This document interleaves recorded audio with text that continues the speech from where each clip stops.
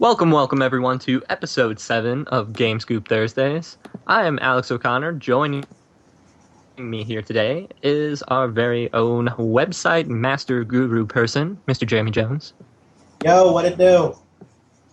And also coming back this week from a 1 week absence or something like that is Miss Jamie Dodd. Hello everyone. Who has now officially joined our forums and has said hi. I did say hi, and I welcomed myself. Yes, she did. Very important things. So, unfortunately, Terrence won't be joining us this week. He is still injured from his, Destiny playing injury that he came about.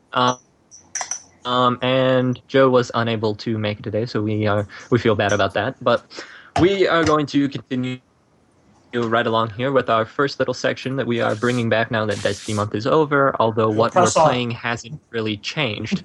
So, has anybody out of the three of us played anything else other than Destiny?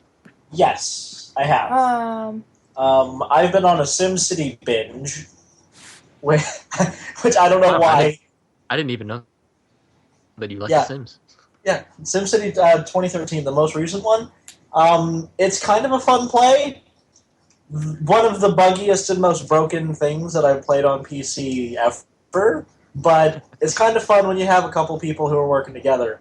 So I've been playing a bit of that. Just downloaded Gauntlet, the reboot, for anyone who's played the old ones. Oh gosh. I had a couple of friends recommend it. And it's top-down, dual analog stick shooter type of thing, dungeon crawler style. So it's kind of interesting. Not everyone's cup of tea. I'm kind of having mixed feelings about it, but that's that. So that's been it for me. That and Destiny, of course. Still, I played Yahtzee on my phone. Yahtzee! We got ourselves an enthusiast over here. It's pretty fun. You all should check it out. It's called Dice with Friends. Dice with Friends. I don't know. How does one Yahtzee? What's a Yahtzee? Well, apparently they couldn't pay for the rights to the name Yahtzee, so they had to call it Dice with Friends. But it is that was Scrabble, didn't they? Ow. Yeah, they did do that with Words with Friends. I mean, I'm not bashing either one of these games because I'm sure they're. Don't get me wrong, I'm not bashing them. Perfectly acceptable. It's just I'm playing Scrabble on my Scrabble. Scrabble, to be fair, works well on a phone. Fine, whatever. It does. But I mean, how does everyone else? Just off topic, real quick. How does everyone else feel about just phone games in general? Like that's not a thing that we normally explore. Like we do console, we do PC. How about phone games? I mean, I have them on my phone, but I don't really play them. Well, right. My phone is mainly filled with games for my 5-year-old nephew, so I have Temple Run and stuff like that. But the games that are like the classic like PC games like Bejeweled and stuff like that too, for example, are actually really good on phones. But I was more referencing they have first-person shooters on the phone, for example. Like games that they're trying to make like the phone a legitimate like full-fledged gaming platform, and I don't really know if that's the best idea. Well, Thoughts? Let's see. I don't think I would ever play a shooter on my phone. No, okay, I Jamie. wouldn't. For those of you who don't know, we will be having some Destiny gameplay with this podcast, just airing on YouTube. So, Jamie, there is a dead ghost over here if you haven't already gotten it. Ooh, where is it? Anyway, so spelling that's why. Oh God! I mean, I have How'd you get over there? games on my phone, but I don't really play them. I think the one that I've played the most would be something called Unblock Me, which is kind of like a cool puzzle game where you have to move the other blocks in order to get the red one out into the open. I think that started on a PC. Or a similar version online somewhere. It could have. I also have a board game version that's like it. I think it was called Traffic Jam or something like that, where it's basically the same thing with cars. Random idea before I forget. Yeah. We should make t-shirts. We should make t-shirts. Actually, I think we've discussed that in the past. At least Joe and I know a guy who knows a lady who knows another lady who could totally get us shirts for $10 a piece. Nice. I like it. That's not bad. We already have the logo and everything. I think that'd be a cool logo. Ooh, can we get it on black? Can we get it on like a black shirt? That would look awesome. That would look awesome. Yeah. You could get different colors. You could get whatever color you want. I think a black shirt with that logo would just be kind of awesome. Would be kind of baller. Oh, did you see? We took the logo and turned them into business cards, and we printed them on cardstock. We have the back; it has the same metallic texture on it, and we cut the sides off. So you did that? Yeah. Well, at least for a proof. I only have a couple printed, but cool. So we're all like professional and whatnot now. Ooh. Because business cards. Business cards. Business cards instantly make you professional. Let's see. I was playing Game of Thrones Ascent a little bit on my phone tonight, when my sister was over. I mean, it's fun, but it's not something I'm going to play over and over and over and over again. Right. So, I mean, pretty much any game on my phone, it's just there for if I'm, I don't know, like in a waiting room or something. And that's what I wanted of a phone game. It's like I don't really want like full-fledged like first-person shooter like AAA games. No, something that'll like pass some time. Like okay, well I will say this: Spartan Assault. That's a good mobile game. Granted, I haven't played it on a phone yet. I will be shortly, though, as you know. But hey, Jeremy, just to throw this out there. Remember what you said at the beginning of the game? Yeah, I was trying to sprint through it.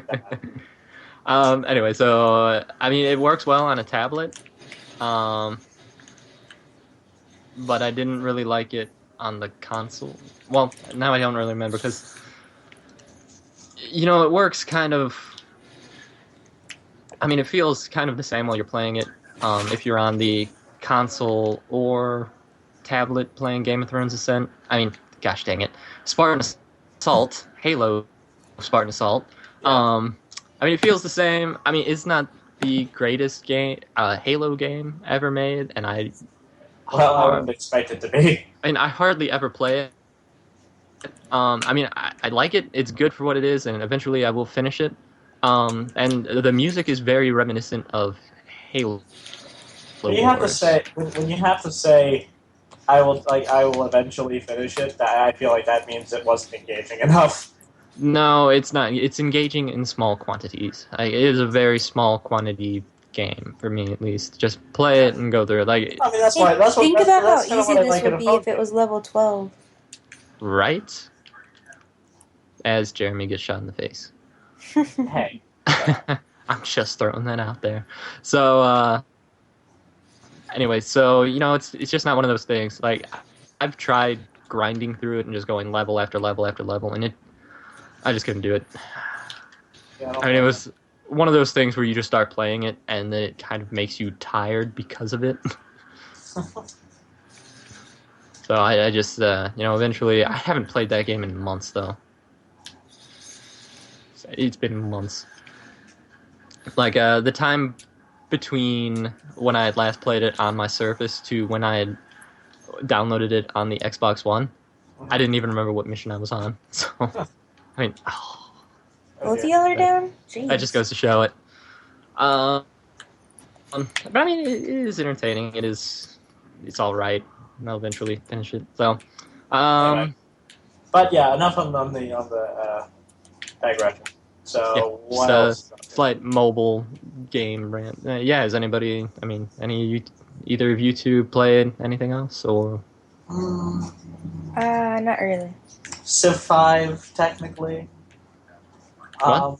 Civilization 5. Oh, okay. Fun Pretty much just been Destiny for me. Yeah, that's it. It's like I played a couple games here and there, but mostly it's still been Destiny. It has been Destiny. It's going to be. It's going to be Destiny for a while. No, it's going to be really great. In November, like November 21st, when we get Pokemon, so I can play Pokemon in a Destiny load screen. Pokemon. It's going to be great. Which it is November 21st, right? Even though that's like a Friday or Saturday, which I find odd. Yeah. Anyway, moving right on. I ended up discovering a cool new game coming out, thanks to a concept art page, and nice job on the legendary Ingram there, Jeremy. Which I found on a concept video game concept art. Well, not just video games, but concept art Facebook page that has some pretty cool stuff. And it's actually a game called Woolfe, the Red Hood Diaries. And when I first saw the concept art, I was intrigued, so I actually looked it up, and they have a nice 6-minute kind of like dev diary. What's it about? On their website, which is Woolfe. Yeah, it's a no sugar-coated telling of Little Red Riding Hood. Fairy tales. I'm pretty sure most people are aware. Fairy tales are actually super gruesome if you like. No, that's right, and it's the story was inspired by older original fairy tales, which were crueler. Yeah, of course they were. So this game actually came up when a guy by the name, his first name's Davey in the video. He actually, when he applied and for Grin Studios in Belgium, Belfast, I believe they were from. When he actually applied, it was for 2 years ago. He applied, and it was actually for a different game. Okay. But in his portfolio, he had a video of Red Riding Hood walking through a forest, getting ambushed by creepy trees. Okay. And when they saw that, they thought this would be a good starting point for a game. So they ended up going and starting to make the Red Hood Diaries. So it's going to be. They described it as an action cinematic side scroller combining old school platforming and epic boss fights. Which, sounds awesome.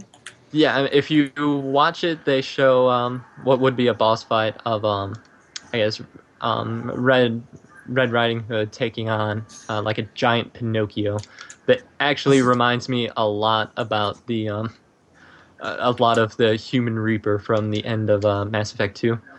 But they have him doing that, and he's got like real boy carved into his chest. He's in puppet form here, but so that's kind of a cool thing there. And I mean, it looks really cool, and it's going to have integrated combination hack and slash and environmental puzzles. So they were talking about how you can customize your toy soldier, which in the video, Red Riding Hood was saying how she had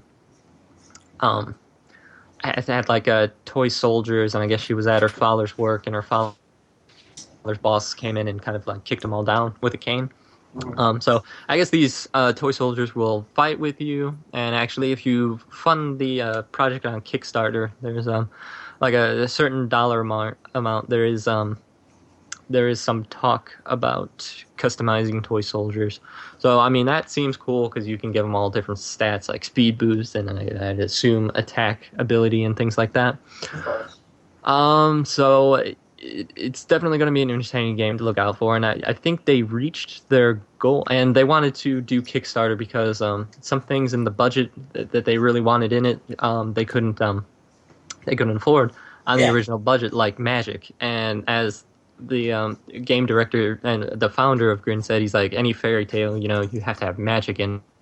Oh yeah, it's fair enough. So through this Kickstarter campaign, they were able, I guess they're going to be able to add magic into it, as well as these the toy soldiers, which they were talking about, which they actually surpassed their goal. If I'm remembering correctly, it was like 50,000, and I think when I looked at it, it was 70-something thousand, and they hit their goal on September 4th or 8th, which, even though they hit their goal, still feel free to go and support them and just donate some, because I think this is a really good game, because they were saying, that we as gamers have high expectations, so they want to make the best game possible that they can. So this Kickstarter really helps them, which actually kind of, speaking of making the best game that you can, brings us into our next topic, which is Blizzard cancels their MMO Titan after 7 years. Basically because they didn't think it was the game that they would want to play. So, I mean, what I think I had heard about Titan in passing at some point in time, but didn't really look into it. Did either of you hear about it or anything? Look into it, maybe? I saw some stuff on it, and they were saying that they ended up canceling it because all of the people working on it, they started playing it, and they played it for hours, and they realized that they weren't having as much fun as they did when they played, like, World of Warcraft or StarCraft or something like that. And so they said they didn't want to put out a mediocre game that people would only play for a while. They wanted it to be like the next big thing, like WoW was, where people will sit there days on end for years and still play WoW. Because there's people that have been playing WoW since it first came out, and they're still playing it to this date. Yeah, there's a lot of, whenever you shut down something that is literally an MMO, is massively multiplayer like that, you're going to get people who are upset. You get a lot of people who are upset when anything changes in any MMO, as a matter of fact. So the decision to close it, certainly wasn't an easy thing for Blizzard to say, oh yeah, just turn it off. Because you got a lot of people who are still playing it that are, incredibly disappointed the time that they spent has been wasted. But, they have the reasons for it, and I think, they're fairly good reasons as far as, not trying to have support like a game that maybe from the ground up wasn't the best idea. Right, and just before I chime in, let's take the prohibitive mine bounty. Go do that. But yeah, I think that just goes to show how good of a development studio they are to know that a game they're making, to know that it's not going to be as good, and something that they don't want to put out, and that they're not going to go and finish it after 7 years of development, which actually last year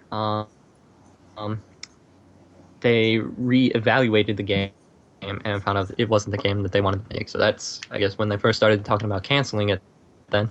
But, I mean, just to put that much time into it and then after that just, make that decision, I'm sure they put a lot of hard work into it, but, I mean, I think it just goes to show that they're not going to put something out there that's, mediocre, that they're not going to have fun with, and that their fans aren't going to have fun with, and that people who are new to...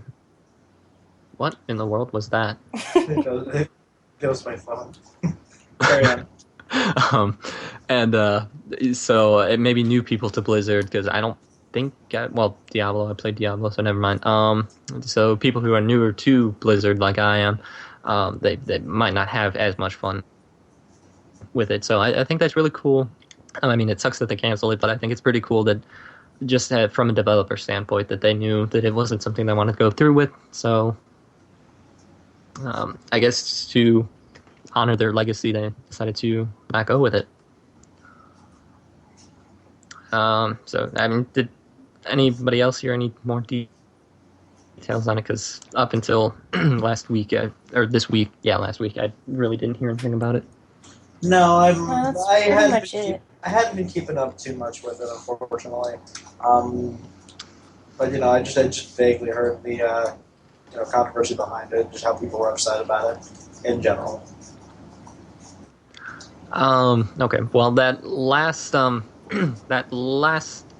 where I got that information from was an IGN article, and this next portion I also got from an IGN article, and that is about Call of Duty Advanced Warfare might sell less copies. At least that's what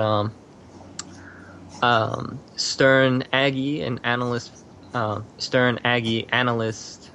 Arvind Bhatia expects that Advanced Warfare will ship 15% fewer copies in the fourth quarter of 2014, which would equal 17 million copies instead of 20 million. I think they're expecting to sell less only because there's been a new Call of Duty every single year for a very long time now. Right. And people are just kind of getting sick of it because it's the same thing every year. Well, the fatigue is really what's kicking in. And I think across the board for gamers overall, we all kind of understand, hey, that we're getting the same regurgitated content here. And we understand in the situation that it's like, we're getting tired of it. We want something new. And while it worked for the first couple of years or whatnot, I think we're starting to get to the point where it's not going to continue to be, an acceptable business strategy for them. At least I certainly hope so, so that we can, get some new stuff out there. But well, if they would at least go back and make something that felt like Modern Warfare 2 then I would start playing. Yeah, then I would start playing Call of Duty again. But I feel like Call of Duty is just, I feel like it's slowly declining every year.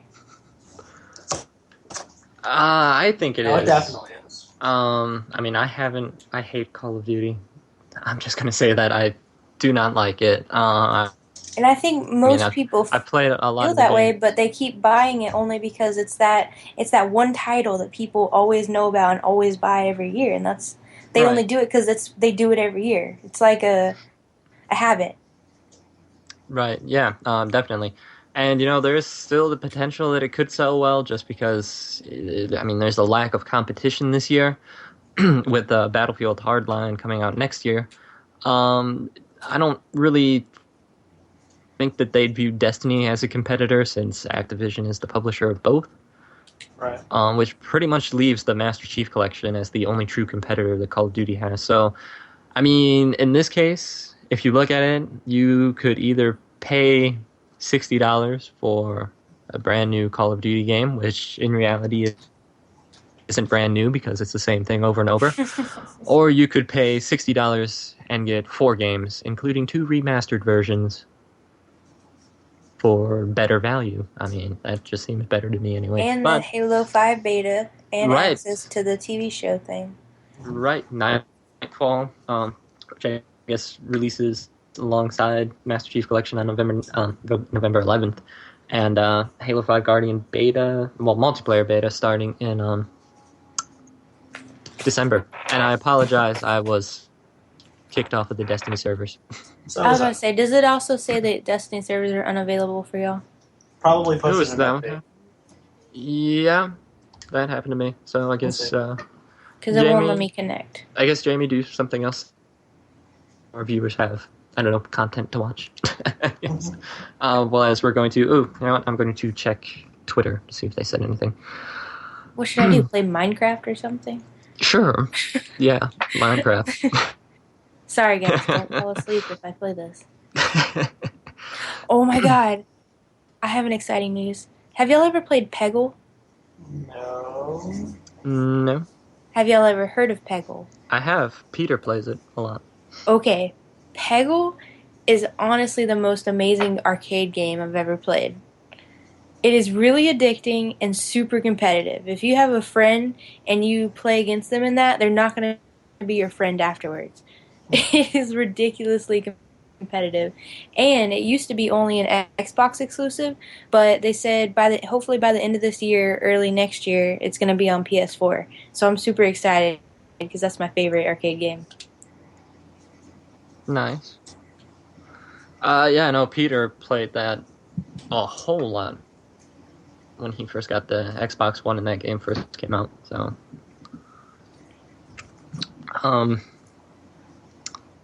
let's move on to, and I wish that Terrence was here because this topic, I think, was more directed towards him. But that is Hyrule Warriors Adventure Mode, which again, I pulled this information from an article on IGN, which is Adventure Mode is a special mode in which you can acquire heart containers and powerful new weapons, power up your warriors, and unlock new characters. The goal is to access new areas of the map, modeled after the overworld map in the original Legend of Zelda by winning battles with various special rules. Where you can go in the world map depends on the battle rank you have attained. So, just have either of you played the original Zelda? And, have any of you excited for Hyrule Warriors? Hyrule Warriors is an interesting mashup. The whole Dynasty Warriors thing that they've got going with it is certainly an interesting take, and I think it's one that a lot of people want to see from The Legend of Zelda, where, it's not so much, hey, we have some, endearing figures and whatnot. going through the story here, but we have some people actually going out and kicking ass, which you don't see as much of in there. You don't see Zelda and Sheik so much in the games being as awesome as they can be. And I really do like the idea that they are exploring the more, for lack of better words, I would say gritty kind of side to that whole world there. It's giving it a much darker, more in tune thing with a lot of games these days. Instead of Zelda games, which have traditionally been light and fairly airy and happy overall, with some notable exceptions. I've personally never played a Dynasty Warriors game, but I did get a chance to play the Hyrule Warriors on the Wii U demo at work, and I have to say it is a lot of fun. I mean, you're just running around killing things. You get this magic rod thing, and you can literally just blast everything around you, and you're killing hundreds of things at a time. And then there's big bosses at the end, so it kind of feels like a little bit like an RPG, but then you're just going around killing a bunch of stuff. So it's fun. Alright. The only real Legend of Zelda that I played was Twilight Princess on the Wii. Never finished it. Always meant to go back and finish it. But it was a lot of fun. And I've actually got Wind Waker on the Wii U, but I've never played it. So Hyrule Warriors is something that I'm kind of on the fence about. I mean, it looks cool. I kind of want to get it, but at the same time, I kind of don't. So I don't know. I've got friends who are looking to buy the Wii U specifically for it, and more power to them. It's not one of those games that I would go out and buy a console for example. No, right. If they're going to buy it just for a Zelda game, I would at least wait until the actual Zelda game of the year comes out. I mean, which is probably going to be next year. That Zelda game they were talking about at E3, the giant open world one. Yeah, huge one. Yeah, that is the one that you should buy the console for, not this Dynasty Warriors mashup, because it's honestly not a huge game. It's the same thing. It's repetitive. You're killing things constantly. Right. So it's not one that you would I would recommend buying the console for if that's the only thing you're going to play, because you're going to get bored fast, and you're probably going to want to get rid of the console because you're going to think there's nothing else coming out for it. So I would at least wait until there's a huge game like that. I mean, also, I believe Smash Bros. Is going to sell the console. Oh, yes. That's going to be a lot of fun. Definitely. Mario Kart sold it. I mean, I picked definitely up my Wii U when Mario Kart came out. Speaking of, I know we've been talking about Zelda. But, right. I mean, even though we've been talking about Zelda a lot, you don't know how badly right now I'm going to go play Mario Kart. Yeah, and big titles like that will always sell consoles, but as far as Hyrule Warriors, it's not one that you should just buy a Wii U just for that game. Right. Yeah, definitely. Hyrule Warriors is more of the maybe pleasant surprise that you find after you buy the console, or more of that one game that you occasionally go back to. I don't know. So, I mean, I've never played a Dynasty Warrior game. I believe I saw my brother-in-law playing it one time, and I mean, it looked entertaining. I never tested it out, but so this might be a game more up his alley other than mine, but I think I'll definitely try it out. I just don't know if I'm going to buy it, is the thing. Yeah, that's about how I feel. So moving on, up until I saw this article on IGN, I didn't even know that this thing existed, and it was something called PlayStation Home, and apparently it is shutting down. That's sad apparently for this was who something. didn't know about it. Yeah, I mean, apparently this thing has been up and running on the PS3 since 2008, and I never really had a PS3, had one off and on again, but and apparently had a major redesign 3 years ago. But content for it will cease being published starting on November 12th, and content will no longer be available for download starting on December 3rd, and the full shutdown will be on March 31st, 2015. So, Jamie, do you know anything about this? You said PlayStation Home? Yes. I remember hearing something maybe like a year ago about it, that they were working on. I think it was the thing where they were trying to add in a feature where every year at E3 you can take like a virtual tour of the Sony E3 station, and you just have to go to PlayStation Home and you'll be able to do it. That's the only thing I remember them talking about that. Okay, now that would have been cool if that actually happened. Yeah, that's what I'm saying. That would have been cool, but I don't know. I don't think they ever got it up and running. Yeah, well, Apparently at least they not that did. part. Yeah, I mean, apparently the PlayStation Home was there, but I didn't see anything mentioned about the virtual E3 tour in that article, so I guess they never ended up getting that thing up. And I'm sure Joe probably would have mentioned something about it at this past E3, if they actually had something like that. So I mean, sorry to whoever has PlayStation Home and actually knows what it is. So. Moving on to something I'm sure a lot of us are familiar with, even though if we haven't played on it, Dota 2 has received what IGN is calling the biggest change to Dota 2 since its launch, which it's called 6.82. The Rekindling Soul update is live with tweaks to Bloodseeker and Phantom Lancer, a new model, a new model for Shadow Fiend, and a new location for Roshan in the redesigned map. Also features changes to Captain's Mode characters, a brand new rune, and lots of major hero changes to adjust the meta. So have either of you two played Dota 2 before? Nope. Can't say that I have. Been a League of Legends guy myself.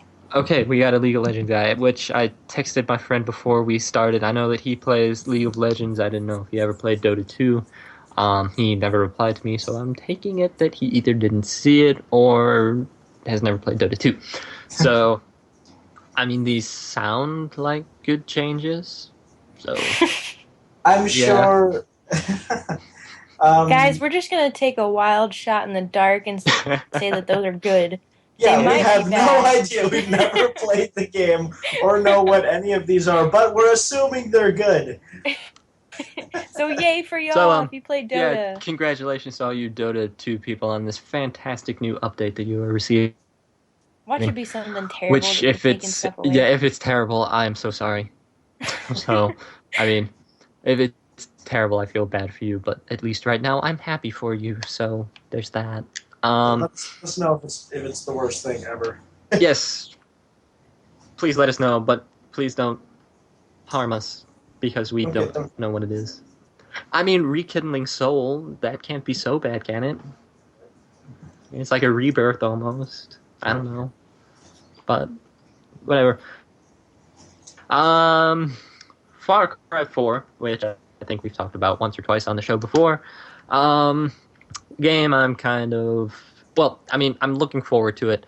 I don't think that it's going to be as good as Far Cry 3, although from this last trailer that they released, the Pagan Min trailer, which is the trailer focusing on the main bad guy, the guy in the purple suit, voiced by Troy Baker.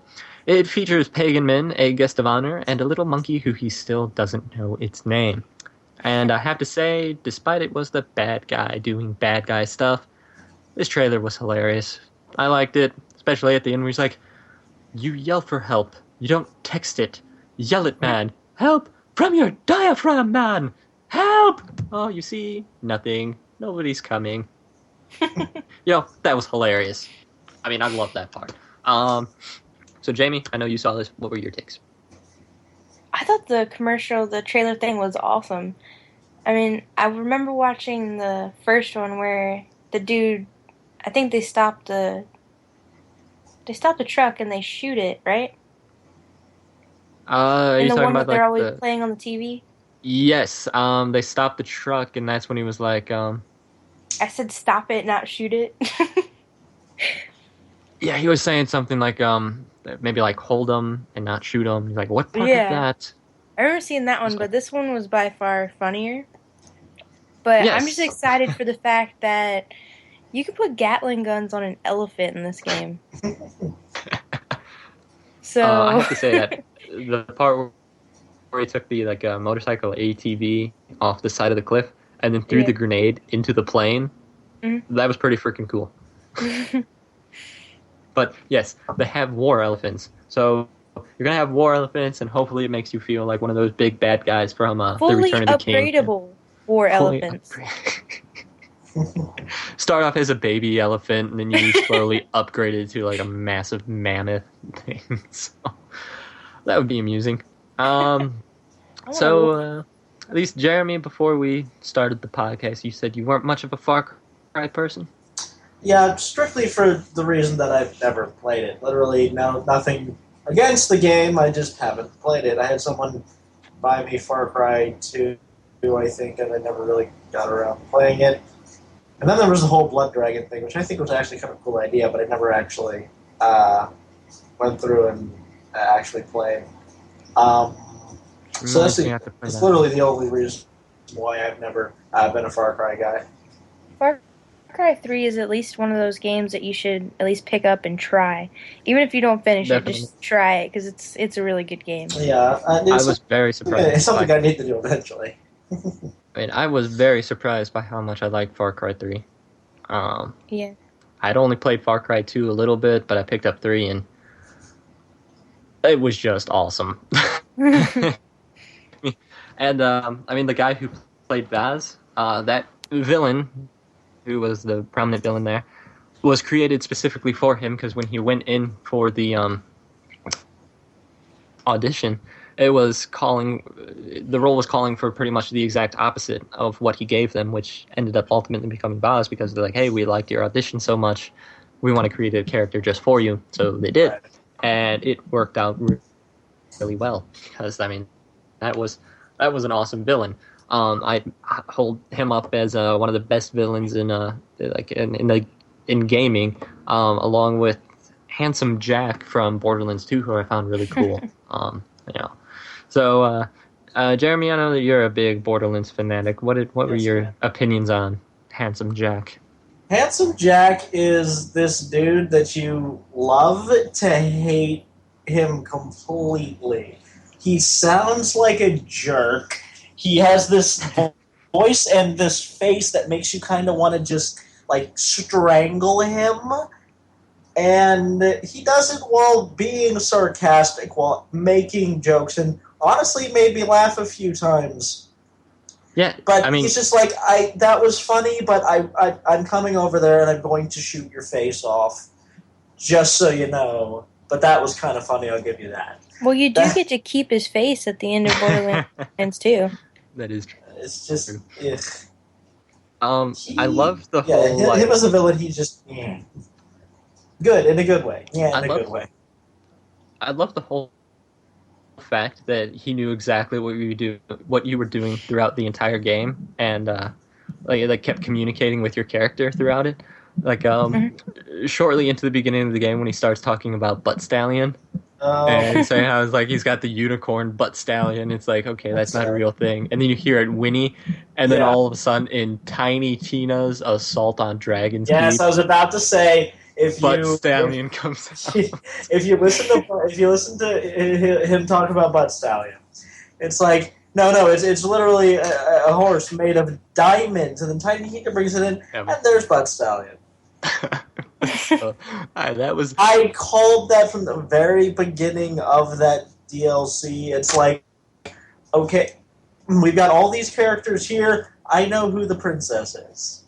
It was that was one of the best DLCs I have ever played. It was so funny. So good. So funny. Haven't played a single other DLC on Borderlands 2, despite the fact I have them all. So, I've got them. I never played them. Tiny Tina was the main one I was concerned about, and it's a good one. That's why I love it. So funny. Tiny Tina's the best one. She was. Hopefully, I heard some rumors that in Borderlands 3, an older Tiny Tina will be a playable character as well as Mr. Pork. But, if you could just play as Tiny Tina, oh, well, in Borderlands, the pre-sequel, there's a new girl in there that looks exactly like an older version of Tiny Tina. Well, there's the characters for the pre-sequel have already been confirmed, I think. Yeah, I know that one of them is a... We've got the sheriff from Lynchwood in Borderlands 2. We've got Wilhelm when he was still a human, I think. And for the life of me, I can't remember the fourth character. On here, let's see. I'll try and look it up. Where's that? I think we're all three looking up the same exact information right now.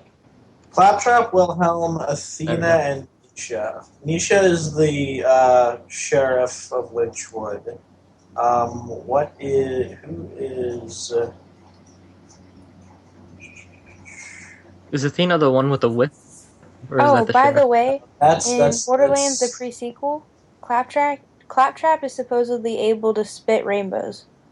Claptrap... I wouldn't doubt it. His special just is random based on the situation at hand. You don't get to actually control what happens with it, which I think is kind of cool. Athena is the gladiator. That's interesting. Also, I guess Claptrap doesn't need the oxygen, because, I mean, you're on the moon and you're going to have oxygen reserve, so I guess he doesn't... That is a cool thing. That Claptrap doesn't require oxygen, and every other character does, I think. Let's see. Moving on, then, is the huge mistake that was made with the Sunset Overdrive live-action trailer. It was hilarious and dangerous and a huge mistake because of what happened. Sunset Overdrive looks like an entertaining game, and it looks like a fresh take on, just chaos and craziness, which we've gotten a taste of that before. We've gotten Dead Rising. We've gotten Saints Row. We've gotten stuff like that are crazy and over the top, but they kind of, I will say, they get stale after a while. Saints Row.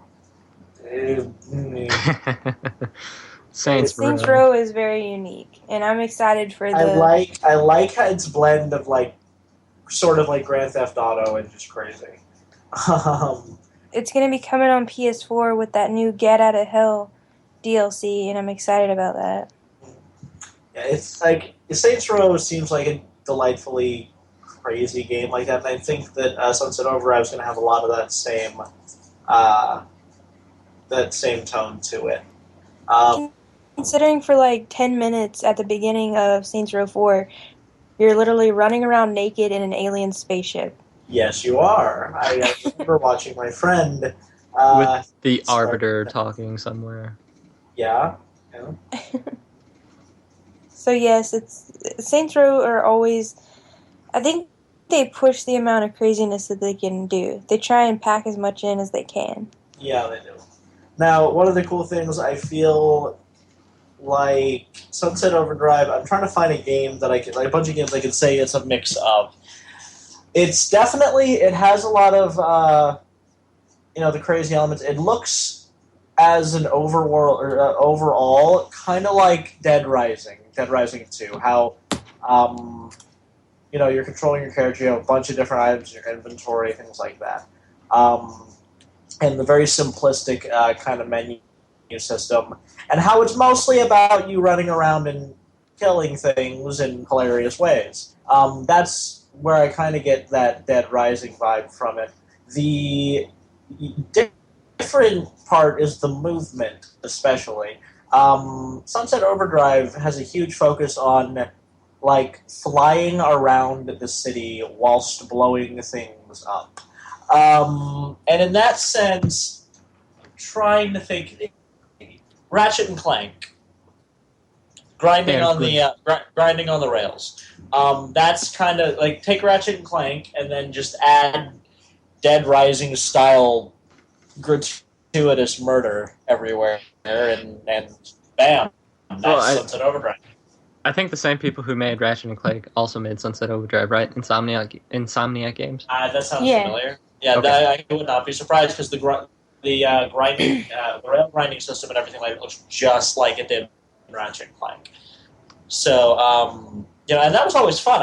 I had a blast riding the rails for Ratchet and Clank, and I think that that this is going to be good for the game overall. It does seem fun. Also, white Xbox. That is true. Yeah, it is. True. I'll be picking it up when it comes out because it looks really entertaining. I need to get Xbox One first. Right, that's right. Yes, you do. Because Xbox exclusive. Which you can get the nice shiny white one. I want that white one, even though I just got rid of my Xbox One. Dude, the white one looks so nice. So does the white PS4, to be honest. I think the white Xbox looks better than the I want the white Xbox, but I'm going to save getting a new Xbox One until Halo 5 Guardians, because that one's going to have an Xbox. Yeah. They always do, just like they're making one for Xbox. Call of Duty. What did you say, Jeremy? I think feel free to buy your exclusive Xbox. I've never got... Huh? Nothing. We're good. Anyway, yes. I've never gotten an exclusive Xbox. I've had for my 360. I've had the same one that was gone. It's rendering like 3 times now, but it's still kicking. The disc tray doesn't work anymore. You have to pry it open, but the 360 itself still works. The Ethernet port is shot, and it's still going. So that's how I feel about limited edition consoles. This guy refuses to upgrade. It's good. Yeah, no, it's good. If your 360 can make it through all of that and still go, then that's good. It's the little Xbox that can. So let's move on to talking about Mass Effect. I don't know why. I just thought it was it's something that I've wanted to kind of talk about on the podcast for a while. Good. You came to the right person. What? You came to the right person. Oh yes, I know. You too. So I mean, it's something that I've wanted to talk about on the podcast for a while, and I know that last month I kept wanting to talk about September, Destiny. Yeah. Right. So, I mean, let's just kick things off with it in our first non-Destiny related episode in a month. Let's just get right into it by just simply asking, Jamie, have you played Mass Effect? The only one I've played is Mass Effect 2. Okay. And I didn't even beat it. I played like partway through and gave up and never played him again. Oh no. Oh dear. This is going to be severely spoilery. That's fine. I don't care. I'm never going to ever play them. I'm sorry, you're never going to ever what now? What? I'm never gonna freaking ever play them. Like, I can't hold that against someone because it is like 40 hours of gameplay between like 1, 2, and 3. But I mean, it's 40 hours of amazing, like, universe-filling, character-endearing gameplay that everyone should play. Oh. I just want to throw this out there. Good Mass Effect, I mean, if you love Mass Effect, if you love Mass Effect content, I highly recommend going to Facebook and liking the Normandy SR2. That's with a dash in between the SR2. Great people over there, some great admins, and there's great content that they release on there on a daily basis between all of them. Really great, and I will say I am an admin on the page, but I won't tell you which one, even though I'm pretty sure most people will know. Anyway, so, I mean, great page. I highly recommend giving that a like, as well as our own, because, Game Scoop Thursdays, we actually have a Facebook page, and we post stuff on there. Like Marvel stuff. We do? Yeah, we do. I think you liked it. I don't remember. I don't like things. It wasn't me. It's there. It's there. I assure you it exists. Anyway, so now that that's done, I mean, Mass Effect is just one of those games that I just love. I remember, like, when I first started playing it, a friend of mine had started telling me, this was before Mass Effect 2 came out in 2010, right? Mass Effect 2 was 2010? I don't recall when the first one came out, unfortunately. Let me look this up real quick. I'm pretty sure it was 2010. Could have been 2009. It was 2099. Oh, so we're time traveling. Oh, not the Mass Effect wiki. Didn't want that one. Wikipedia, that's what I wanted. Let's see. It was... It's not the right one. I'll find it. Yeah. Downloadable content. Sorry. Yeah, 2010. Was released on January 26, 2010 in North America, and then January 29th, 2010 in Europe. Anyway. So my friend had started telling me of, I think, like late 2009 or well, probably early 2010. Early 2010. He started telling me about this game that he had just found, and that he really liked it. How you could carry 5 weapons, and they had all these different classes. Just for some reason, whenever he started talking about it, I couldn't remember the title. And like it was sounding really cool, like something I would want to play. But I just never remembered the title. So one night, the TV's on in the living room, and I'm walking past it, and all of a sudden I hear some really cool music, which turned out to be "Heart of Courage" by Two Steps from Hell. And thanks to this trailer, that's how I found out about them, and I've been listening to them ever since. Anyway, it started playing, and I started watching. I found out, oh hey, this is for a video game, so I'm watching it, and it's really awesome. I mean, they start saying how. This Commander Shepard person is the only hope that humanity has. I'm like, okay, what is this? Starts going through, really awesome cinematics being shown off. Looks like it has a great story. So I'm already loving it, and I found out it's Mass Effect 2. So the next day, I went out, pre-ordered Mass Effect 2, and picked up a copy of Mass Effect 1. So I'm playing that a little bit, then this was when I was still in high school. So I went up to my friend and I started talking to him like, hey man, I just got this game called Mass Effect. He's like, that's the one I've been telling you about for the past week. And I was like, oh, well, cool. So I just completely went into it, and actually I didn't beat it. I didn't beat the first Mass Effect until the weekend, like the first weekend that Mass Effect 2 was released. So Mass Effect 2 was sitting for like 3 days unopened, just in my room. So I'm like, need to finish this. You beat really want Mass Effect 1, then you go to Mass Effect 2. Right. So let's start at Mass Effect 2. I mean, it was, I don't know, already like 1, 2 in the morning or something when I beat Mass Effect 1. And I just tore into Mass Effect 2, put it in, started playing it, and Mass Effect 2 was just one of the best games I have ever played. Like, it is in my top 5. Yeah, Mass Effect 2. Mass Effect 2, I feel, it is one of the. My favorite of the series is Mass Effect 2, personally. I like the story, and the character development was amazing. But I do feel as though you get a lot more out of it if you play the first one as well, because the first Mass Effect is about like introducing you to the characters. The first Mass Effect is about these are the people who you're going to go through everything with, basically. And you get a hold of these people, you have your team, you've got Garrus, you've got Tali, you've got Rex, you've got all these people with you. You later get Mordin, Miranda, Jacob, Kasumi, right, Zaid. As of Mass Effect 2. Yeah.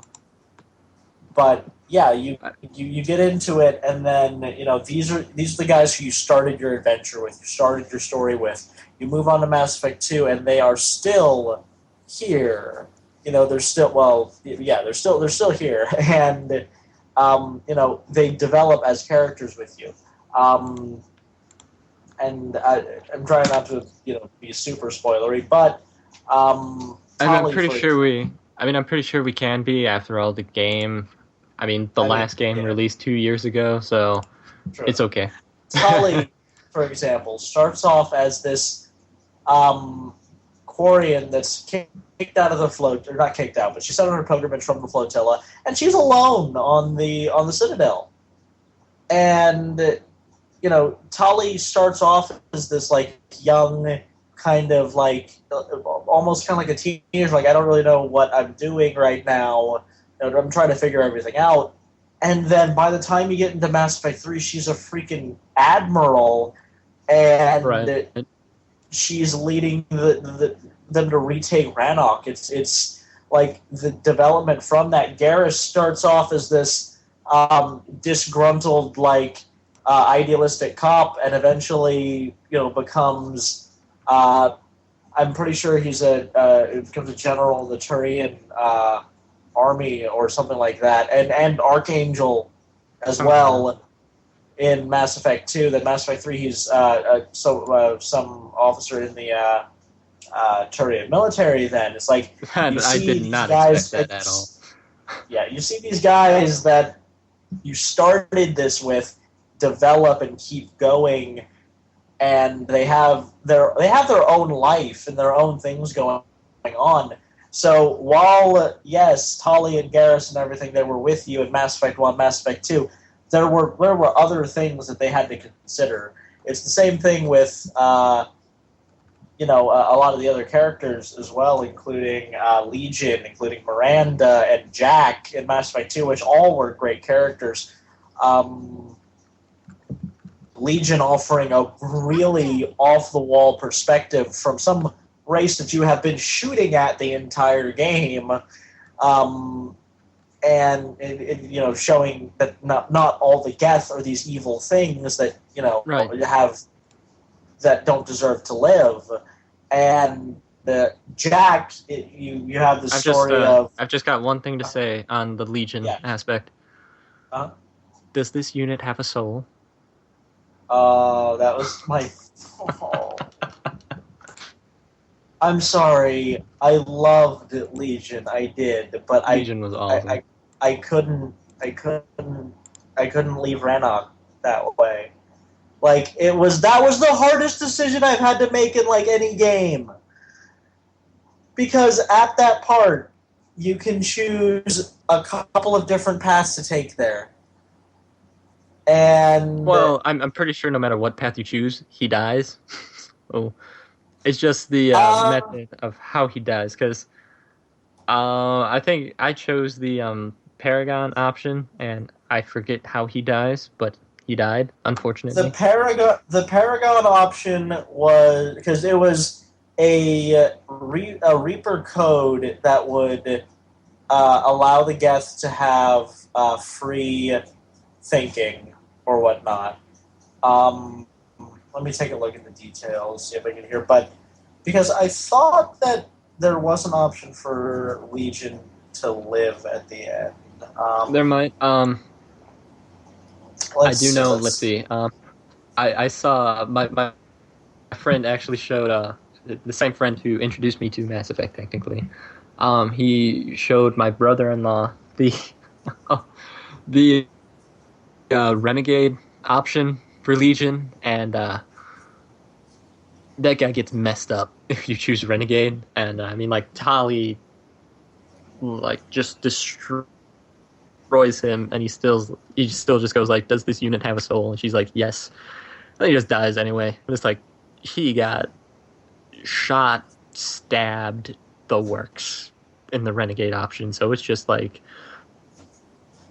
what could be considered one of the most brutal deaths in Mass Effect, right there. If you played it like that. So there's a couple things that happen. If you reject the decision of uploading the code, Legion attacks Shepard because he wants his people to be free, and that's the one that you're talking about, where he gets shot. He gets stabbed and then brought to the ground. Then you have an additional option whether to shoot him in the head or allow him to have the "Does this unit have a soul?" conversation. Let's see. If Legion is allowed to start the upgrade, Tali gives the order for all her ships to stand down, but one of the admirals belays the order. And the Quarian fleet gets wiped out. And the majority of the Quarian race gets wiped out. But you can still rebuild. So, I mean, there's that. Anyway, So of moving course, on. the hopes and dreams of if you had Tali as your relationship option, which I love Tali, and I mean Tali was just one of my favorite characters. So you're like, oh hey, they can have a happy ending. Nope, no, they can't. Legion does still die in that situation, but rather than dying from like getting shot, he disseminates his consciousness amongst the Geth. Yeah, which I mean that's a noble death. Which Morden had a pretty noble death. So after all, had to be him. Someone else may have gotten it wrong. Oh, there is a completely good outcome to that. Yes, the genophagy is cured. Shut up. Unless you choose the option to Renegade, where they destroyed the tower or something. Like they stopped the dispersion of it. You know, I find it really amusing how in Mass Effect 3 you can literally choose to basically wipe out every single race in existence in Mass Effect 3. I mean, hey, you can choose to wipe out the Quarians or the Geth or both of them. Go ahead. Yeah, you can choose to cure the Krogans or continue to let them die. Go ahead. And I'm pretty sure you could be like, hey, let's blow up the Turians. Okay, let's do it. So, I mean, you can technically be... In some cases, maybe the Reapers weren't the real threat. The real threat was Commander Shepard. There were some messed up decisions you could make in that, and they gave a lot of weight to them. And I was just finishing reading up this Legion one because I haven't played it in way too long, actually. Yeah, I've only played through Mass Effect 3 once. There is a way you can save both of them, or save the Quarian and the Geth. Basically, you have to convince the Quarian fleet to stand down. But yeah, that cutscene right there. There's a couple cutscenes that got me. Morden and the tower. That was awful. The very model of its scientist.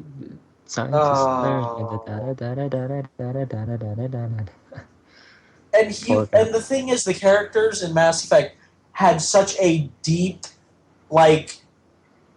just the character development behind them is like, you understand that he is torn up about this. You understand that he, has dedicated his life to repairing the problem that he has made here, and that in this, last act, that he's not upset that he's sacrificing himself here. He is glad that he's able to resolve and rectify what he considered to be his greatest mistake, what he considered to be a travesty that he ended up committing. And it's astounding that, I have never in any other video game ever had that much of an emotional connection to any character or to my characters in the game. I couldn't tell you how, I had to play through that last mission on Mass Effect 2 completely perfectly. I had to. Right. There was no room for error there. If anybody died, I would have been completely heartbroken.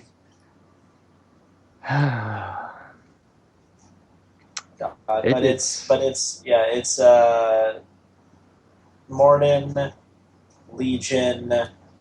I don't know really who else. Trying to think of who else died. And what almost got me? It does depend on how you play, but continue. What almost got me is I had Thane. Thane's death was pretty interesting. I mean, it was an awesome way to go, but still, it sucks that he died. Thane was pretty awesome. Anyway, they got me badly at this point. It was a mission that involved Kasumi, which I'm not. Could she? That's the thing. I didn't do Kasumi's mission. Kasumi's mission didn't have the DLC. Okay, so if you didn't get her DLC in Mass Effect 2, she wouldn't be in Mass Effect 3 for you? No. I mean, that probably makes sense. Okay, all right.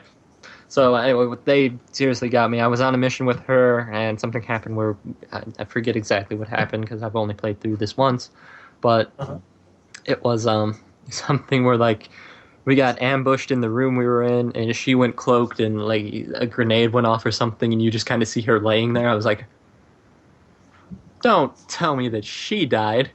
And I was, it's kind of like just one of those moments where everybody in the room then like kind of like looks over at her, and then she just gets up and I was like, "Oh, good. I don't want another person to die right now. Dang it!" Right? So, it's just I just love how they could do that. Normally I could care less. Okay, and to be fair, there were like one or two characters in Mass Effect that they really did actually a very, very, very bad job of developing. I will say that Ashley and Caden in the first Mass Effect had both actually kind of had the personality of a wet dishcloth. and then they didn't have were, anything interesting and behind then them. Ashley was just a complete jerk in Mass Effect 2. And then like Mass Effect 2 and She's still a complete jerk at the beginning of Mass Effect 3. I mean, Caden's exactly. She's like, yeah, that's why if I play through again, I'm gonna keep like I chose Ashley the first time because Caden was horrifically bland, and at least at the time, Ashley was kind of interesting, at like a little bit at the very beginning of Mass Effect 1. But then I chose Ashley, and then I ended up regretting my decision so hard because I'm just like, Ashley, I don't want to deal with you right now. Get out of my face. Stop berating me. I have the fate of the universe on my shoulder. I really don't need you complaining at me right now. Right. I mean, Caden is just like, no, I get it. Yeah. No, he completely understands. He's just like, hey, we're good. It's all right. Go off and, Mass Effect 2, I'm not going to join you, but you go off and do your thing. It's important. I'll just be over here doing nothing. And Jacob was... I liked Jacob's missions, but he didn't really have backstory to him. He basically had a vague daddy issue that got resolved, sort of. So that was Jacob kind of a wasn't far-fetched mission to begin with, that I still don't completely understand what happened there. On. Yeah, it's like, so something was in the water or the food or something, and he's a god now, and I'm just like, I don't understand what's happening here. Whatever's happening here is weird, and I just want to get through this mission. Miranda was a good one. I did like, especially how her connection to the Elusive Man on there made her directly connected to one of the antagonists of the game. Which sucked, because I really wanted the Elusive Man to be a good guy. I mean, I liked him. I liked working for him until at the end. Yeah, exactly. That's what kind of got me. It's like, okay, it's like I get where you're coming from. You're a little extreme, but as long as you don't do anything like crazy, we're cool. Then he goes and does something crazy. Yeah, he's like, hey, save that Reaper base. We're gonna use it. I'm like, how about we not do that? I like that plan. Take a quote from Batman. If I had a week, I couldn't explain everything that's wrong with that. Yeah, or something like that. So Miranda herself was interesting, even though all their characters' designs are fairly well done. I will say Miranda, and I guess this might have been by design because she's like literally a genetically engineered, like perfect human.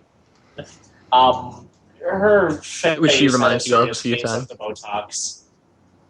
Yeah, she does. Or she had a serious case of the Botox going on. Like her face just wouldn't move. She'd be like super angry, and she'd still have like this like little perfect British smile, like the entire time. I will say I didn't really like the first couple times I went through. I didn't really care for Miranda. But then I remember one time I was just playing through it, and I don't know why it just suddenly hit me. I'm like, I don't know if I paid like more attention to her backstory or something, and it suddenly hit me. Eventually it becomes super interesting. Eventually she becomes, Right, oh, I yeah. actually care about what's happening here. At the beginning, she's just like, I'm perfect, you're not. It's like just on this one playthrough, I just paid a little more attention to her, and I'm like, well, this is actually kind of sad. I actually... Right, it's like, you do get that, especially in like the whole Mass Effect 3 thing where she's not really with you anymore, she's doing her own thing, and it's like, you know, you get there and she's still having these issues, she's like, can you help me out with it? Can you help me out with this? And, yeah, it's like throughout the game, it's like, no, I got this, and then finally it's like, okay, I need your help. I'm sorry, right. please help me. She's an interesting character at that point. Rex was a great character. He was just so starts off as a mercenary, dedicated. becomes a king. Right. Dude is just so super dedicated to everything and everyone that it makes you like he is this incredibly loyal guy, and like he is, you know, rough around the edges and everything, obviously, but I mean he is just, you know, absolutely unwavering in his resolve, and would stick what little neck he has out for everybody. That was a Krogan joke for those who didn't know. They really don't have very long necks. But yeah, Rex was a great character. Grunt was interesting, but he had a case of the Caden going on with him. Who else? Well, was there? Jack. Jack was actually one of my favorites as well. Yeah, Jack was cool. Which with Jack, it's one of the cool things where, you know, starts off as some convict, you know, prisoner, convict, murderer type person, right. And then all of a sudden, teacher. She becomes a teacher of like humanity's defense, and it's like. You know, now that I think about it, just Mass Effect 3 is the perfect evolution of each character, where you see these people who started off as the quiet people just starting off, such as Tali, and suddenly becoming an admiral, taking Jack, who only cares about herself. Suddenly she has kids who she cares about. Right. Well, she doesn't have kids, but she's got students that she cares about. Garrus understands that there's, you know, bigger issues going on, and applying himself towards... you know, important things like that. And it's like everybody, in your party, and that's part of the reason why you picked those people, is because they had that potential behind them to do something like that. And it's up to you to, one, save the universe, but two, make sure that, you know, those guys that are with you reach their potential.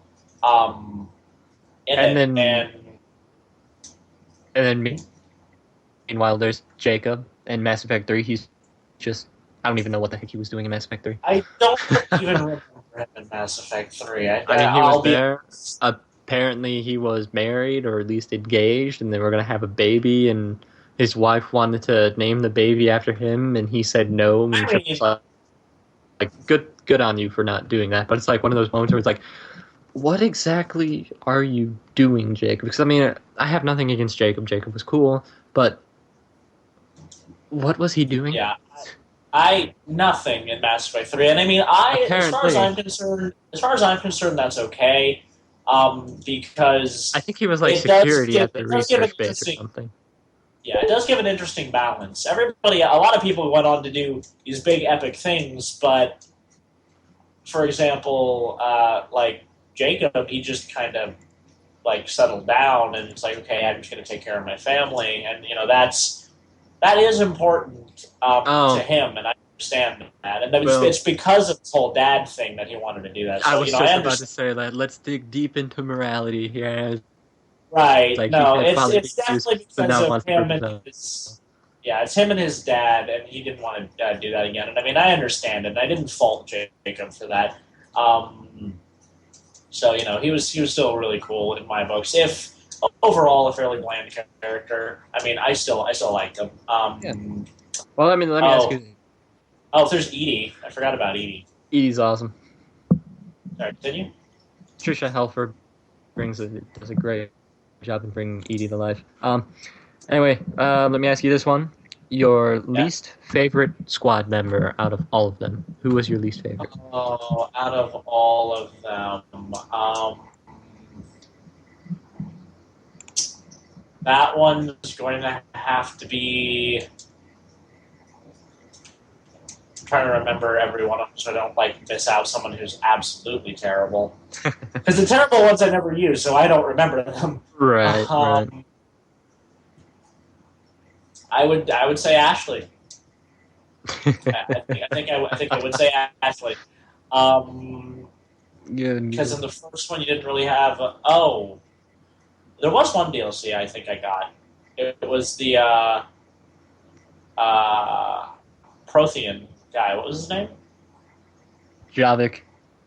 Javik was his name. Javik was kind of interesting. Javik's a jerk. He is an asshole. Don't get me wrong. Oh yeah, no, he started off as a total jerk, but then he got better because he's like, oh, I'm here. I better get to know these people because I'm stuck with them now. And if the Reapers come back, I doubt I'll survive this time. Yeah, he's the last of his species, so it's like, okay, I've got to kind of, revenge was his main driving force, which is an interesting mechanic behind him, because none of the other guys had revenge as their driving force, because they never, dealt with the Reapers before. No, I mean, they just started fighting the Reaper, and it's like, oh, hey, here they are, they're coming to get us, let's get them first. These guys are bad. When you go through Javik's, memories and, how he, had, all of his, friends, family, and everyone like that get, killed and everything, it's pretty bad. Yeah. I'd have to say my least favorite squad mate, Vega. Vega annoyed the crap out of me. Vega existed. I forgot. See, that's what I mean. Vega was useless. Vega was worse than Ashley. He was useless. He was just a giant walking potato. Yeah, Vega... Just some hulk of meat that stays down in the cargo bay, and he could stay there. And you want to know why? Because he didn't change his frickin' shirt. He wore the same shirt the entire time with all of the sweat stains, and good gosh, he probably stunk up the entire frickin' cargo bay. Vega, he just they probably developed... the thing. No, and they meant to do something like that. It's because he failed at some deployment or something like that, if I recall correctly. He failed with he was in command of a squad, and oh hey, it looks like Destiny's back up. Anyway, he failed with as a leader of a squad, which I think they.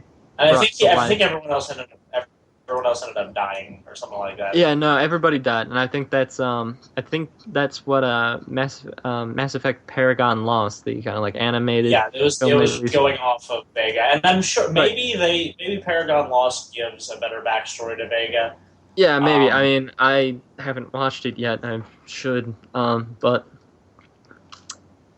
yeah, I mean, they probably developed technology to where all the vehicles on the Normandy, and probably the Normandy itself, could run off the fumes of Vega's stench.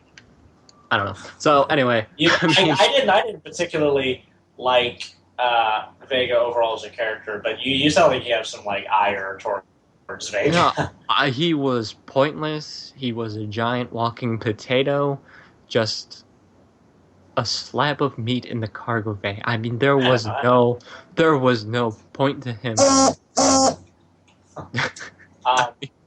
The most constructive thing he did in that entire game was crash and escape, crash a shuttle into the side of something. It's like, all right, yeah, you. Okay, that was dumb. He broke my shuttle. I'm like, oh god damn it, Vega. Did you really have to do that? It's like, go take your mediocre character and your seniority problems somewhere else. Leave me alone. Anyway. Just Vega wasn't super well developed. Vega was an idiot. Let's see. We had Morden, who was an amazing character.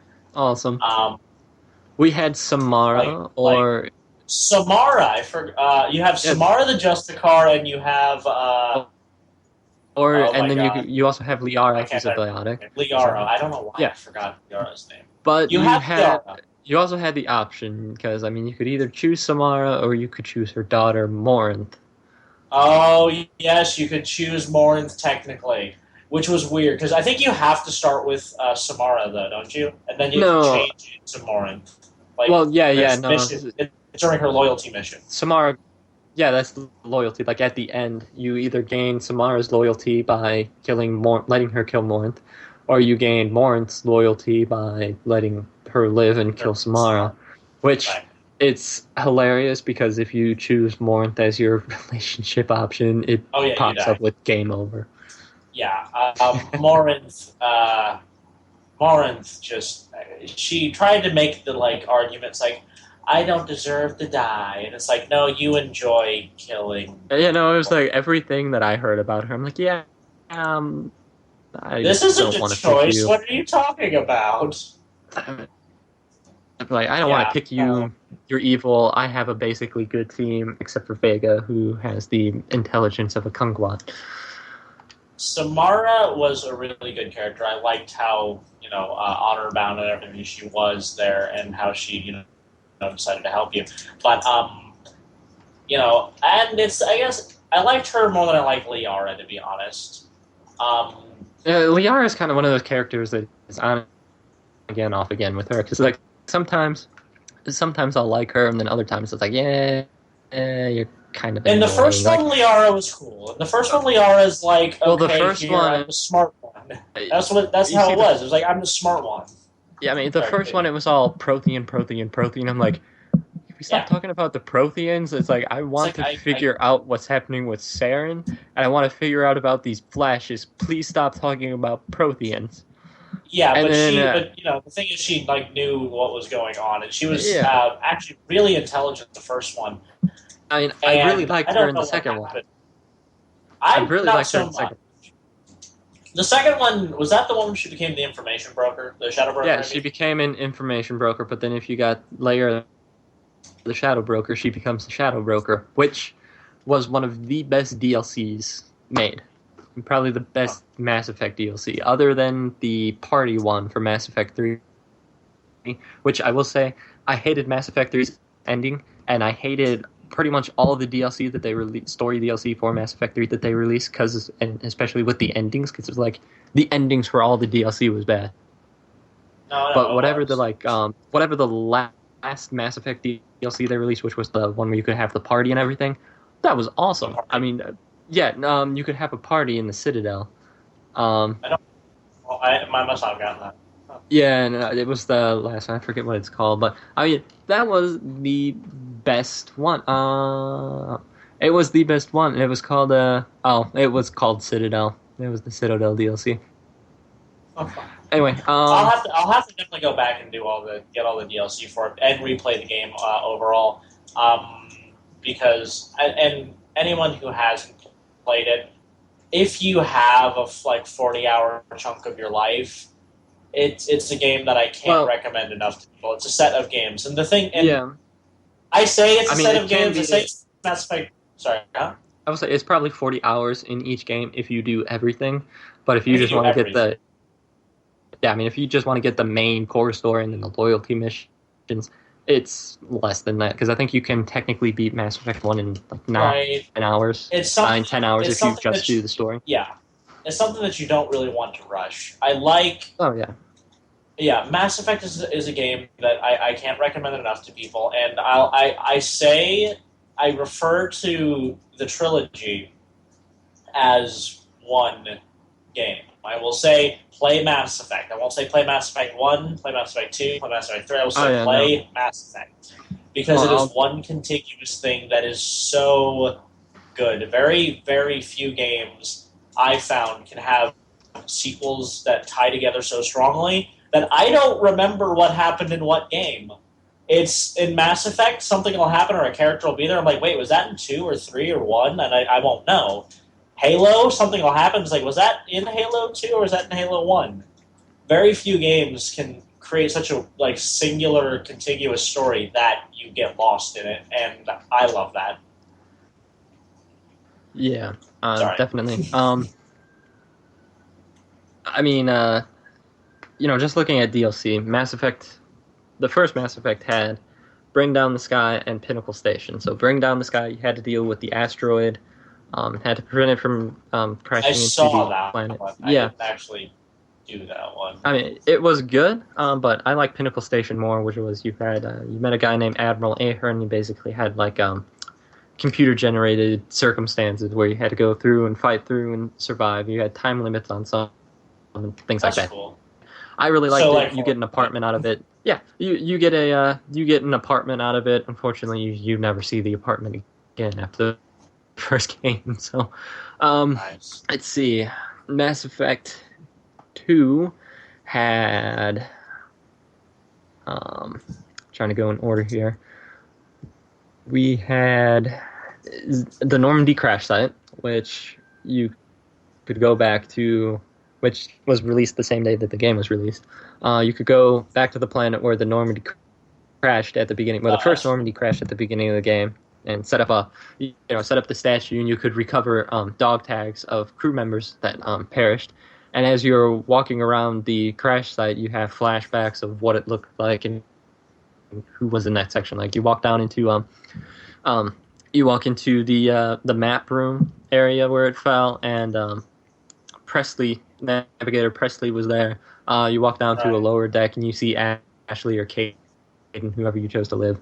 It's cool things like that. And then we had Zaid, which gave you the mercenary, everyone's favorite mercenary, who Zaid: The Price of Revenge, where he wanted to take down, I forget the guy's name. I had it. It was on the tip of my tongue, and now I don't remember it. Anyway, so it was there. And you could take him down, and that's how you gain Zaid's loyalty.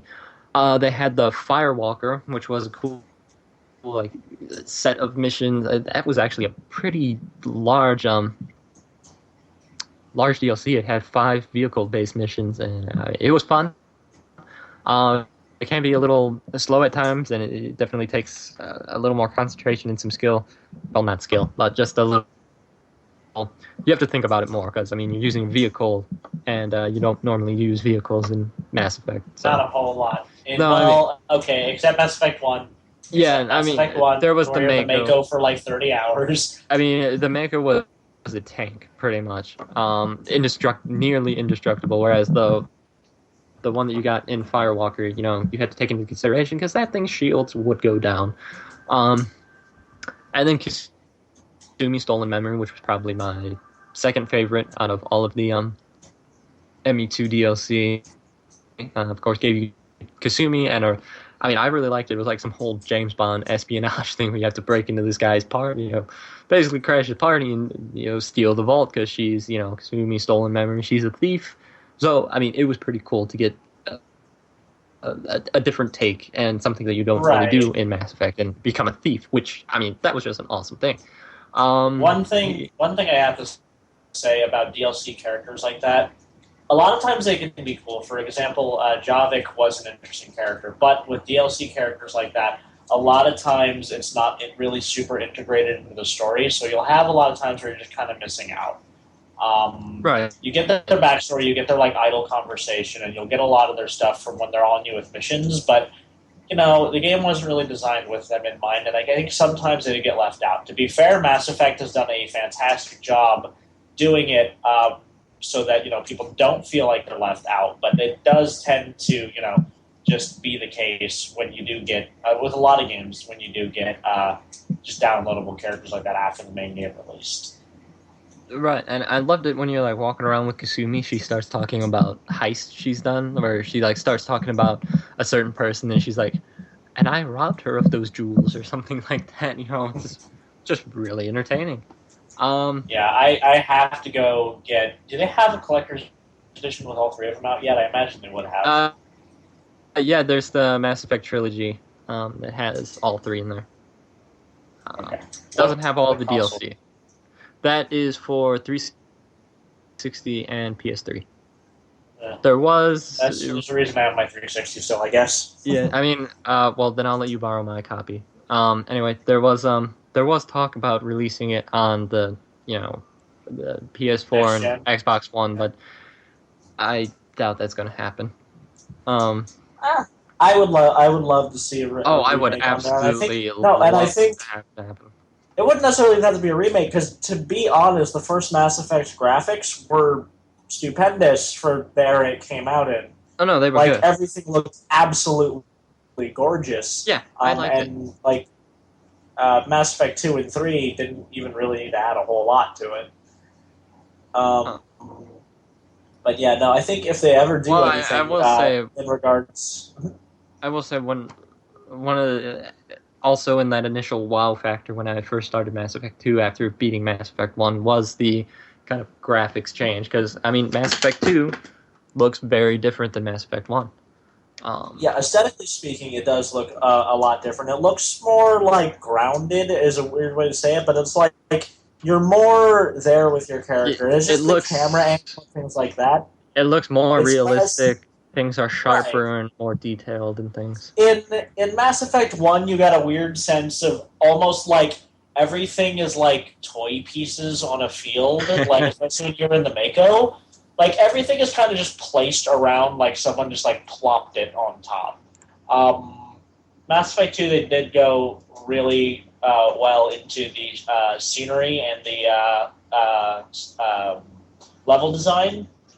Whereas Mass Effect 1 had a lot of like procedurally generated sort of, we have like hundreds of planets you can go to, we can't spend all our time on this kind of way.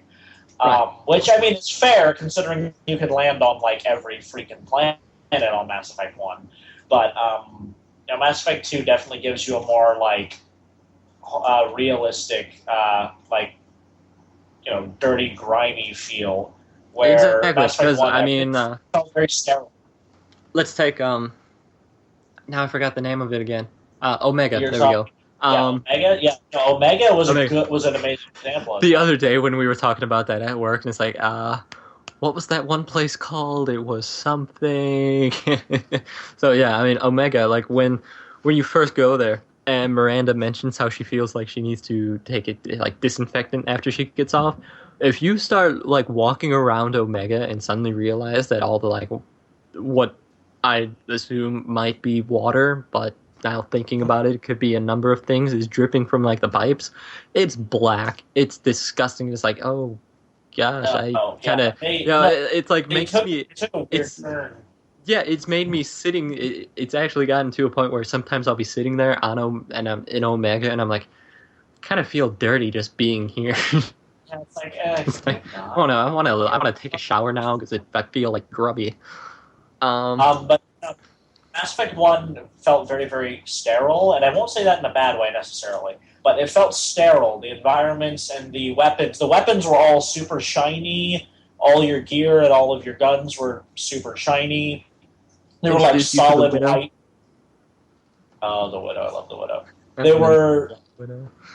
They were like solid colors, and they looked, very toy-like and like plastic. Then Mass Effect 2 came along, and they're like, let's make everything out of this like gritty metal, and they made it look less like idealistic sci-fi and more realistic sci-fi. Yeah.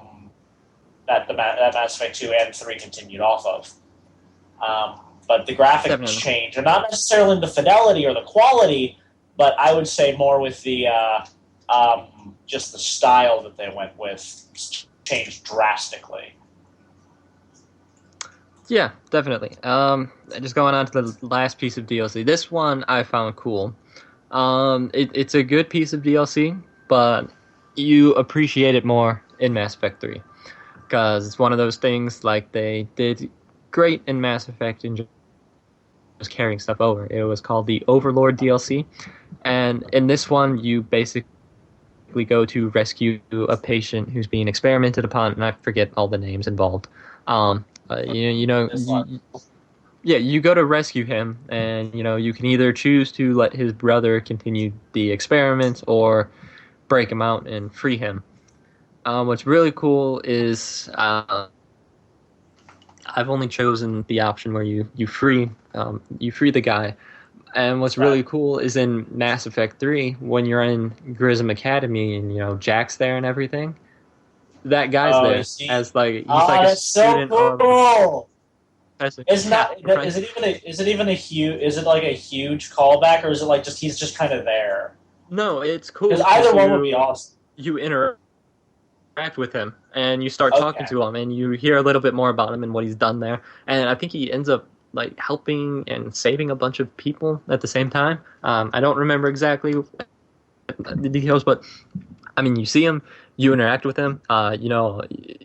It's cool because it's one of those moments where he comes walking up to you, and the two of you are just like, "Hey, we know what happened," and you're just completely cool with this person. And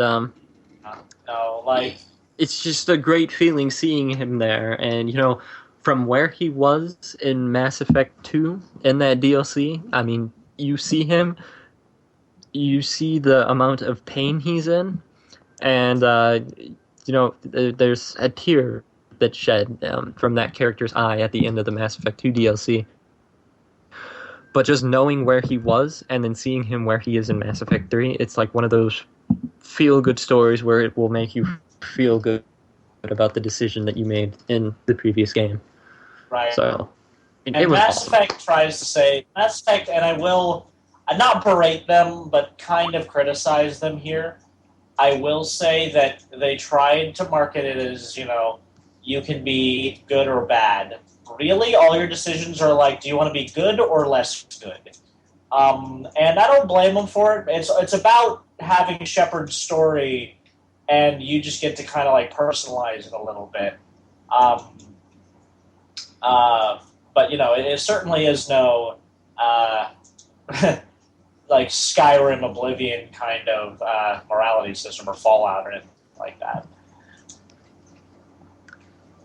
Yeah, but making good decisions like that is something that most people will do, and I think they knew that, and I think that's why they went in that direction with it. Is because they thought, well, most people are going to make the good decisions here anyway. Let's cater the story to that and actually produce a product that is tailored, as opposed to something that is kind of wildly crazy. Like Fallout's morality system was craziness, and it was mostly effects that really didn't mean a whole lot. So I think they really wanted to make your decisions meaningful, so they kind of tailor fit it to one scenario. But anyway, definitely. One of the I think as long as it's in order, the next one was Lair the Shadow Broker, which you go and it was kind of hinted upon throughout Mass Effect 2 that Liara at some she wants your help. But she just doesn't need it right then because she, still working out the parameters of her mission. So it's kind of hinted upon throughout all of Mass Effect 2, where that at some point Liara will probably want your help. And in this, you see it because she's like, "Hey, I found the Shadow Broker. I know where he is. Let's go get him." Well, I mean, get the information too. I had a huge. Sorry, no, go ahead. Oh, I had a huge amount of respect for Liara, actually. Even though I may not have been a fan of her character, it's not because of her development, really. Her character, she was a very intelligent character, very independent, and that's why I had respect for Liara there. But continue, go on. I just wanted to say that real quick. Yeah. I mean, it was great because it features a really cool Ilium chase where you're in a cab and chasing down another one. I mean, that was a really cool portion, and the banter that's between Shepard and Liara in that cab, where they're criticizing each other. She's criticizing how he's driving, or she, depending on which Shepard you are, and she's just criticizing your driving, and just the banter that goes between them. One of the best parts of Mass Effect in general. I mean, it was hilarious. It's a lot of little things like that too that show these characters are, well, I was about to say human, but are real people, or not. Or they seem like real people. They have backstories here. They, have quirks about them. They have little things they do. They didn't just like throw like Tali in there as a character to just fill a role. They threw Tali in there, for example, as a entire person. Figured out what she likes, what she doesn't like, how she would react to situations like this. Her demeanor, and what's important to her and what's not. And they let that show in Mass Effect. Yeah, and then especially Drunk Tali in Mass Effect 3. I was about to say, Tequila Salai. Emergency induction port. Tequila Salai. Induction port. So, that was great. Loved walking in on that. I need to get Russell to play Mass Effect. Who? Russell? Yes, Russell. Definitely. Yeah, he hasn't played it. He's kind of down for that. Force him to play it. He has no reason. Yeah, he has no reason not to. Like, he has all the free time in the world. He needs to play it. I understand if you don't have 40 hours, fine, whatever. If your excuse is, I don't want to, then no. No, that's not a good excuse. That's not proper enough. Last piece of DLC that Mass Effect 2 featured was called Arrival, which basically gave you a countdown, well, pretty much countdown to the end of the world, which, they had the portion laid out where you find this place and this Reaper artifact, and you have to, you have to defend it, and whatever was attacking, I don't remember the exact things of this, but you have to stop the countdown basically from reaching 0, or else the Reapers would have arrived right at that moment.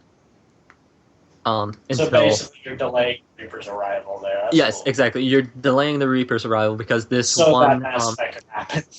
Yes, this one relay was in, and it was in a Batarian. It was in a Batarian system. All the planets in this. All the planets in this system were inhabited by Batarians, which of course humans and Batarians don't have that great of a relationship anyway, which makes it even harder because at the end of this DLC, there's the option where whatever was happening blowing up the Mass Effect relay, the mass relay, would wipe out everything in that system. All the planets were going to be wiped out. Yeah, so you had the choice. You could either choose to just wipe them out, or you could try and save them. Unfortunately, when you try to save them, they place whoever, because the people you were helping end up all being indoctrinated. So, yay. So, since they're indoctrinated, they cut your communications, and you're unable to warn the Batarians. So at the end, system blows up, but you delay the inevitable for a little while, which is also cool because if you do that and everything, and this goes way back, the main bad guy in the Bring Down the Sky DLC from the first Mass Effect, you can let him live if you choose to save some people that he took hostage. So he escapes, and then you wipe out, just as it happens, you wipe out an entire system of Batarians in Arrival DLC for Mass Effect 2, while in Mass Effect 3, this guy comes back and wants to kill you because of that. And that's a whole mission on the Citadel where you can go around and find all this information. And it's just cool because at the beginning it's like, okay, well, here's just some random Batarian who's, really mad at you despite the fact that you tried to help them. And I'm pretty sure you there find was out that it's this guy. Uh-huh. There probably was. But then you find out that it was this guy from all the way back from the first game. And it's like, holy crap, they remembered him. He's not just some character that's written off now that you'll never figure out about. He comes back, and he has a purpose. Yeah, they did that with a couple of characters, I think, where, if you'll do something that slights them in, the first one or whatnot, they'll, remember that sort of thing. Yeah. I have to play through them all again, but playing through Mass Effect should probably be done once or twice. Oh, and I will say, if you're going to play Mass Effect and you want to get the best, endings, or however you want to think the best ending is, just make all of your decisions one or the other. If you're going to go Renegade, just go Renegade. If you're going to go Paragon, just make your Paragon decisions. Now, to be fair, and this is just because of how the influence system works. If you you get locked out of options if you don't have enough, which always sucks to see yourself locked out of an option in a conversation. It's just that's what I wanted to do, and I didn't have enough points to do it, which sucks sometimes. But hey, it's fun. There have been some times where I've. Huh? It's fun to mix and match, especially when it comes. No, it is. That's what I was about to say. Is I have had plenty of times where I've actually picked Renegade decisions because I didn't really agree with the Paragon decision at the time. Right, and almost invariably they come to bite me in the ass. But hey, that's part of the flavor of playing this world. Yeah, some of your decisions are going to suck sometimes. But if that's what you were, and that's my favorite way to play it. If you're not looking to get the best endings or everything like that, is to play it like you would. Is to go, okay, would I say this or would I say this? And to actually think about it and give yourself an honest answer, because no one's judging how you play the game. So, mixing and matching like that, like you were saying. But, mixing and matching, especially in Mass Effect 2 with the interrupt buttons. Because, you click one of those, you're in for some of the best cutscenes in the game. People get pissed. Yeah, they're awesome. Dead. Like the one time on Miranda's loyalty mission where you can choose the Renegade option where the guy, the blue suns, they're like, hey, you can't do this, and you just choose the interrupt button where you kick them, shoot them, and then Miranda just shoots down the tank, and you just wipe out all these guys, and there's that one Solarian member of the Suns that's just standing behind a container, and he just looks up and his jaws dropped, and he's just like, oh my gosh, I didn't sign up for this. He's got that expression on his face where he's like, I'm gonna die, it's over, this was a bad choice. Definitely for the best experience, play it the way that you would. That's my recommendation. Let's move into let's go into Mass Effect 3's DLC now, which you've heard us mention Javik a lot, and how Javik is kind of a jerk. They got the From Ashes DLC. They got the From Ashes DLC, which a lot of people got upset with them about because Day 1 DLC. Who cares if it's Day 1 DLC? It's there. It's there. If you don't want it, don't buy it. Don't complain about it. It's just there for whoever wants it. So From Ashes was there. You got to see what happened when the Reefers attacked the Protheans, and then, you get Javik and you start hearing, a lot of things, like how he's like, oh, back in my day, the Solarians were still, was it Fisher? It was probably lizards. I'm pretty sure he called them, tadpoles or something. Oh, yeah, it was tadpoles, I think. They were... Sure, and I don't think Jordan would have been too happy to hear that. No, probably not. Unfortunately, he was dead. So, you got that, and, Javik, kind of a cool character. It's cool to learn about what happened there, and then, as you find out, it's like, oh, holy crap, Prothean, dang, awesome, this is going to be cool. And it's then he's a jerk, and it's like, oh, come on, last of your kind, you have to be a jerk. You, resent these people. Well, come on. He was just a total jerk to Liara. He was a jerk, but, she spent her whole life studying them, and then finally gets the perfect specimen, and he's just like, I do not like this lady. Get her away from me. I'm going to shoot her out an airlock. I'm going to shoot everybody out of an airlock. To be fair, he does say, I'm pretty sure, the Asari were the people that that the Protheans thought had the most potential. That's why his people gave the Asari so much help with all their stuff. I don't remember that, but I do remember he ended up being cool at the end and liking everybody. So right, yeah, no, it is either explicitly stated or implied that. The Asari were the race that the Protheans decided to, buff up for the next cycle because they knew they were not going to make it. So they left all. That's why the Asari were the first to reach the Citadel. That's why the Asari are the most advanced out of all the races, because the Protheans set it up because they thought the Asari had the most potential. Yeah, that makes a lot of sense because they are the best off out of any of the races in the games. Next up, they did the extended cut DLC because the endings were terrible, and they tried to fix it. Unfortunately, the extended cut really doesn't make the ending any better. I mean, of course, there are the a red ending, green ending now. Yeah, that's the extended cut DLC for anyone who didn't want spoilers. I'm sorry, but you get 3 different colored endings. It's all the same cutscene. If you don't have extended cut, it's all the same cutscene. There's a few different variations, one of them being the colored explosion. Other than that, same frickin' thing.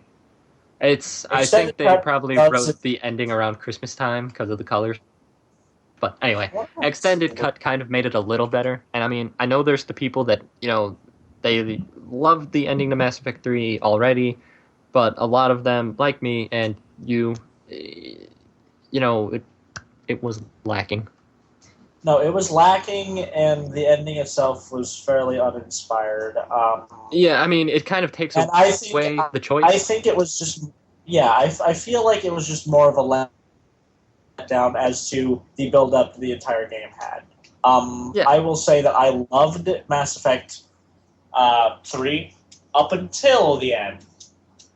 The second that kid starts, walking, the second, Shepard walks up to that kid and is like, "Oh, hi." I'm like, "Oh, no, what's going on? What have they done? What are they doing? Stop." But, yeah. I love Mass Effect to that point. It kind of takes away all the choice, because, I mean, you basically don't get a choice at the end.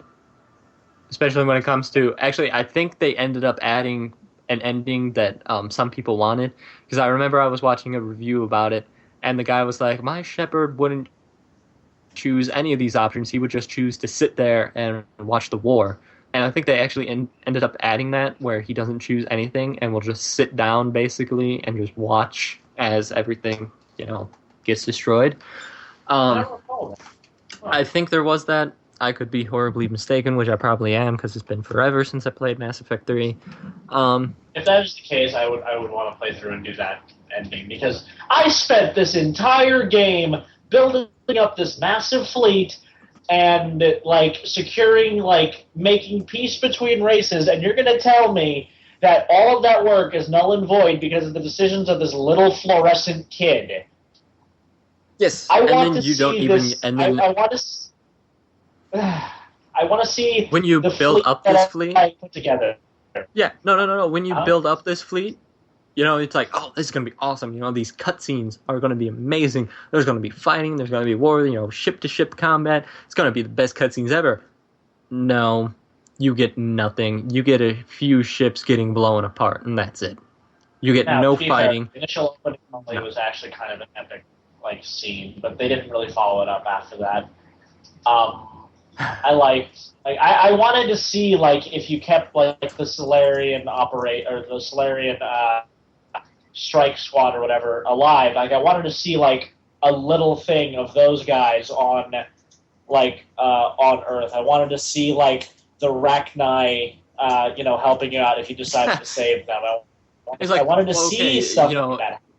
Hey, they're here, but it's just going to be implied that they're here. We're not actually going to see. Right, they're a number on your stat thing.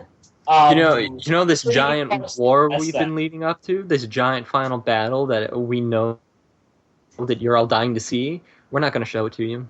We're going to make you get transported through a London beam up to the Citadel, and you're just going to spend the rest of your time there.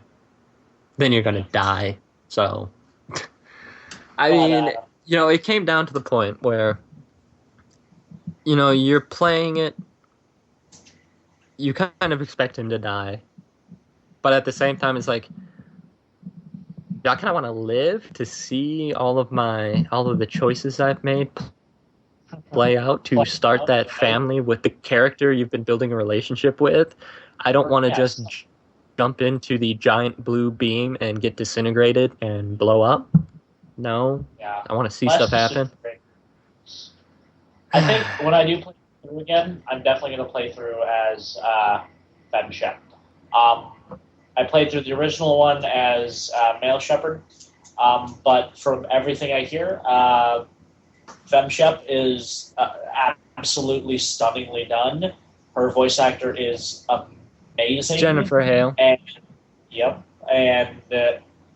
it's weird that they have like a female character that people really want to play as. It doesn't happen very often, and it should happen more often.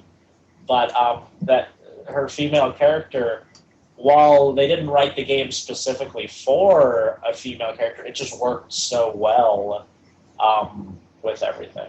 So no, and speaking of that, with the long gestating Mass Effect movie, which is still apparently in the works with Legendary and everything, a lot of people want Fem Shep to be the star, but they're going to go with male just because they should really.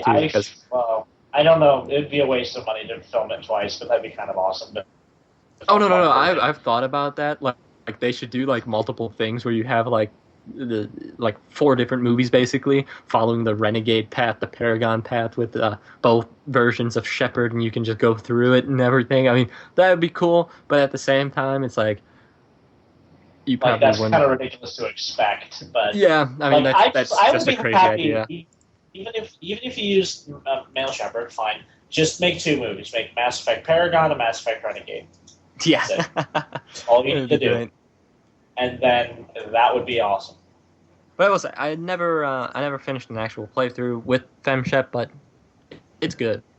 I think I got as far as Cora's Den with Fem Shep, but it's good. It is well written. She is well written, and Jennifer Hale does an amazing job as always. I'm pretty sure the lines are identical, or very, very close to identical. No, they are. But there is, like with certain characters, there is different interactions between them because exactly. Because female Shepherd. So. Right. I mean, it's cool. Moving on. Next thing was the Leviathan DLC, which pretty much brought you to Who Created the Reapers. At least I think so. Again, I could be horribly mistaken. Only played through it once. Hated it. It was boring. The ending sucked. So, I won't talk more on that. I mean, again, I was expecting something cool to happen, but no, just another, oh shoot, Reapers are coming. We have to run. Great. Okay. Omega DLC. You retake Omega with that one lady who I forgot her name. Arya? Yeah. Okay. Was it Arya? I don't remember, but she was seriously a badass. I respected her at Omega. I'm like, I may not approve of what you're doing overall, but yeah, Arya to you're scary. You're a scary to look, wasn't it? Yeah, Arya to look, voiced by Carrie-Anne Moss.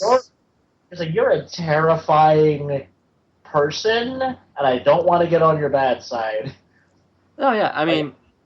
Mad props for her. Again, it was another boring DLC with a terrible ending. And I found it to be too dark. I ended up turning the brightness all the way up in the game, and it was still dark. I thought you were going to talk about, like, the tone. No, you just mean, like, physical dark. Oh, no. Yeah, no, it was dark, and it's like, okay, well, this is stupid. Then the ending, like, you meet this cool character. I think her name was Talon. And then she just blows up at the end. Shield, grenade, blows up. And it's like, really? I don't even know what you were here for exactly. But, it was bad. But then Citadel DLC, pretty much last of Shepard. Last of the original crew as you'll ever get. It was really awesome. Just a great story. I mean, it had tons of humor. Awesome gameplay. I forget. It was something where, like, something was getting hacked. I forget what. Normandy almost gets shipped and you like stop it all. And it was great. And then you can all end it by having a party. And as you're walking through and progressing the party, you just start seeing all the characters just getting drunk and more drunk by the minute. All of us, I think there was Vega, and it was either Grunt or Rex. I forget who was there, but they like are about to throw down and have a fist fight on like the upper balcony of this apartment. It's like, this is great. You know, it was amusing. It was fantastic DLC, and it's like, I will go through all of Mass Effect 3 just to play this DLC. I mean, I still have to go through Mass Effect 3 again, but I still remember I got to the ending, and after it was over, like, I remember because I guess my brother-in-law, he was watching me play it, and he walked out of the room, and I guess he was looking up the endings on his phone, because when he came back, he's like, hey, you might not like the ending. You might be a little disappointed. And I remember when I got to it, and it finished, and the credits were rolling, I just looked at him like, that's it? He's like, yeah. That's it. I was just kind of sitting there, I was like, dang. And then it suddenly hit me as I'm sitting there, because, you know, when you take this character, at least when I play through it, I like to model Shepard off of the choices that I make if I was in that situation. And then Exactly. it suddenly just hits me. I'm like, man, if I was really Commander Shepard right now, I'd be dead. So it's just like sitting there, I'm like, I never get to see what happens now. This sucks. Yeah, I know. So, I don't know. I mean, great game franchise. Just not Mass Effect 3. I mean, how I'd rank it, 2, 1, 3. It's definitely 2, 1, 3, because, I mean, 2 has all of the everything major you could story ever elements. want in a game. Right, and 1 was charming in this is a new game kind of way, like this is the first time anyone's done something like this, and everyone's being introduced, everyone's new, and that's what I like about it. But yeah, no, definitely, 2, 1, 3 is my ranking for it too. Yeah, I just lost my... Oh, yeah, I mean, also, another thing that I loved about Mass Effect 2, the very first time that I beat it, I got down to when I was fighting the Human Reaper, I ran out of ammunition in every single gun, except the sniper rifle. It just came to it, I'm just like, okay, I don't think I can do it. Did whatever, cleared out the remaining enemies, just took the last sniper. I think I was down to like 3 bullets or something. I just one of them right into the Human Reaper's eye. I'm good. That's it. It was awesome. Funny one thing I think that a lot of people overlook. Two things. One, they're like, oh yeah, we're gonna build this Reaper based on the humans because we build the Reapers based on like the genetic, stuff of the species that we're taking. It's like we're preserving you for the future forever. Blah blah blah. Okay, so that implies 2 things. That implies 1, that the previous sentient species in the universe was a bunch of squid things, and right. 2, it implies that the Reapers were about to have a planet-sized Terminator backstroking through space. Like they were building a human Reaper, that was going to just be swimming through space, arms and now. everything. It doesn't make sense.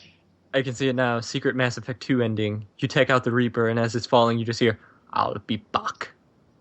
Yeah, right. Oh, that's great. So Reapers, squid people, calamari, leviathans. Yeah. Jeez. I mean, I don't know, just after how Mass Effect 3 went, I'm not as excited for the next Mass Effect. I don't know. Which I won't call Mass Effect 4 because, as Chris Priestley said, to call the next game Mass Effect 4 or ME4 is doing it a disservice and seems to cause a lot of confusion here. Well, because it does imply a continuation of Shepard's storyline, which they have said specifically is done. that they will not continue with Mass Effect storyline. Now, to be fair, claims like that change. If you remember correctly, Bungie said, and this wasn't Bungie's fault, obviously, but they said, yeah, Master Chief's story arc is finished in Halo 3. They said you won't be seeing Chief continue forward. I mean, then Microsoft got a hold of it. It's like, yeah, we're doing it. But I mean, the way Bungie set it up is that when it ended, it's like, oh, well, it can still happen. So I think that's it left an opening there for it, but I think it wasn't an opening so much for hey, let's make a sequel and sell more games. Well, so at much the time, it left the. At the time, I think they knew they were done. Like they were done with Halo. They had the rest of their contract. They were going to finish it out. I think at the time they knew they were done. So they'd say that, but in turn, they'd leave it open enough for whoever comes next. I feel like the ending.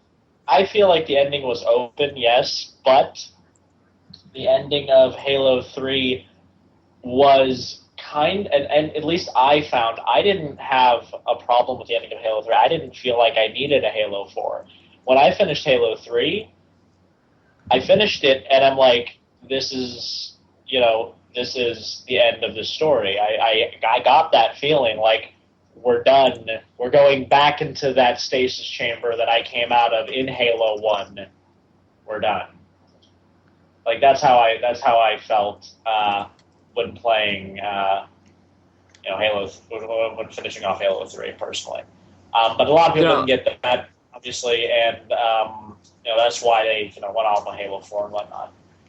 Well, I loved Halo 3's ending, but it was one of those things where it ended and it's like, dang, I want more Halo though. I want more Master Chief. I want more Halo. And it's and no, I completely agree that I want more of this universe. Right. But I love how Bungie went with after that. They're like, let's do Reach, let's do ODST, let's explore this universe but not use the Chief. I loved that. Right, and I know there's a lot of people who hate the Master Chief. I mean, I've got a friend of mine who, anytime I start, mentioning the story of Halo and everything, he just wants Chief to die. He just wants him to be dead. Get new characters in there. Well, I mean, yes. I think Halo 4 and Guardians is a bit, much. I'm not saying I'm not looking forward to it, but I'm just saying. Well, the good thing is, I think, because I didn't like Halo 4 as much as any of the other Halo titles, just because it didn't feel like Halo. It felt more like Call of Duty. And I think they really listened to the fans and heard the complaints like that because they've said that Halo 5 Guardians is going to be going back to more of the arena-style Halo, which, is how it started and everything. Right. So I think that Halo 5 is definitely going to be better, and I think actually what they're doing is maybe setting it up to where the Chief is going to become almost like a backstory after this is done, because with Agent Locke that they're setting up, how he's in, and he's getting his backstory in Halo Nightfall, where it's starting off where you're on the part of the first Halo ring, and he's working for Oni there, but in Halo 5 Guardians he's a Spartan, and this is pretty much I guess through Nightfall that's going to be how he went from Oni agent to Spartan. So that's his backstory, and just judging from the Halo 5 Guardians trailer that they showed at this past it wasn't this past E3. No, it wasn't this past E3. Where are you? Oh. Right. I think there's a ghost up here. Oh yeah, the dead ghost. I got that one. Yeah. Okay, let's move on. Yeah. Anyway, so I think they're setting it up because judging by it, he's going to be an integral part to Halo 5, and it'll probably be one of the ones where you're going to be playing as the Chief, but you're also going to be playing as Locke at points. So yeah. It's kind of going to have like the Halo 2 dynamic where you switch between the Master Chief and the Arbiter. Who knows? Yeah, I mean, and now the Arbiter is going to be back, so you might even be switching between Locke, Chief, and Arbiter. I do want to see more of the Arbiter. So I mean, yeah, now especially since he's a leader, basically. So I mean, it's going to be cool to see. I'm definitely looking forward to Halo 5. I mean, I love Halo. That's the game that pretty much got me into gaming to begin with. So I've been playing it ever since it came out. December. Well, it came out in November, but I got it in December. So December of 2001. I've been playing it ever since then, and I'm not gonna stop playing it. I mean, I still play Halo 4, even though I don't like it as much. But I play it. I mean, Halo. I love Halo, so I'm gonna play it. So I think. I think this will be a good spot to end this week's podcast, episode 7.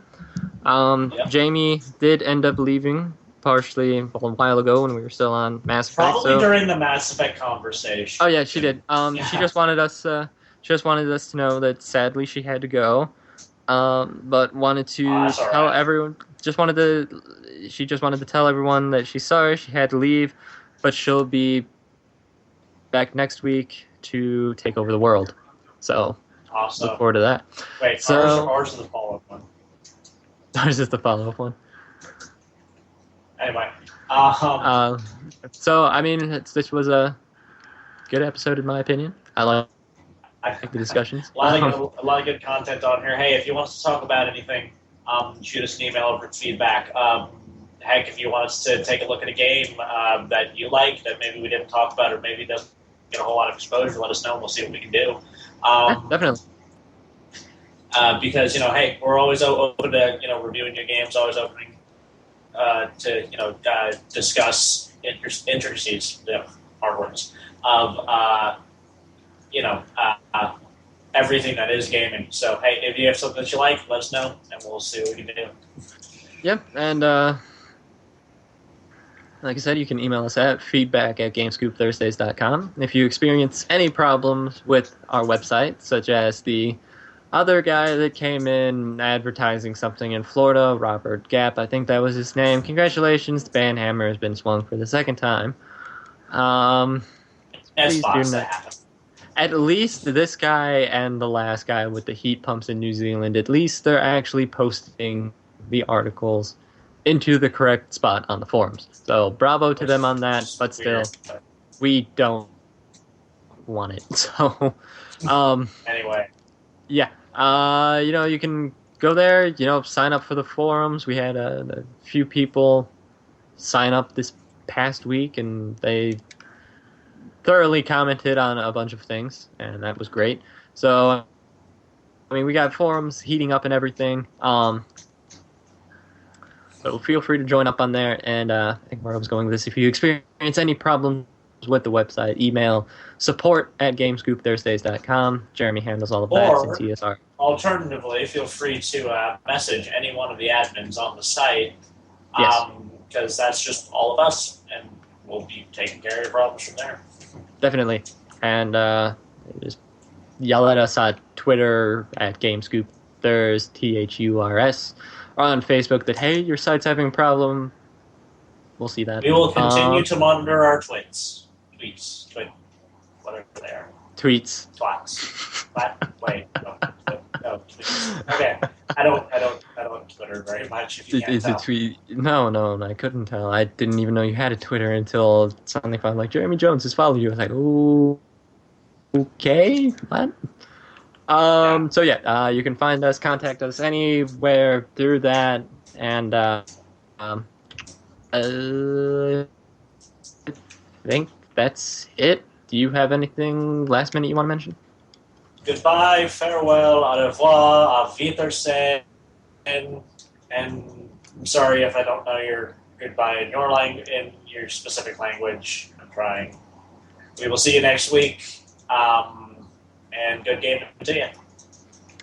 And I say what he just said. Bye, everyone.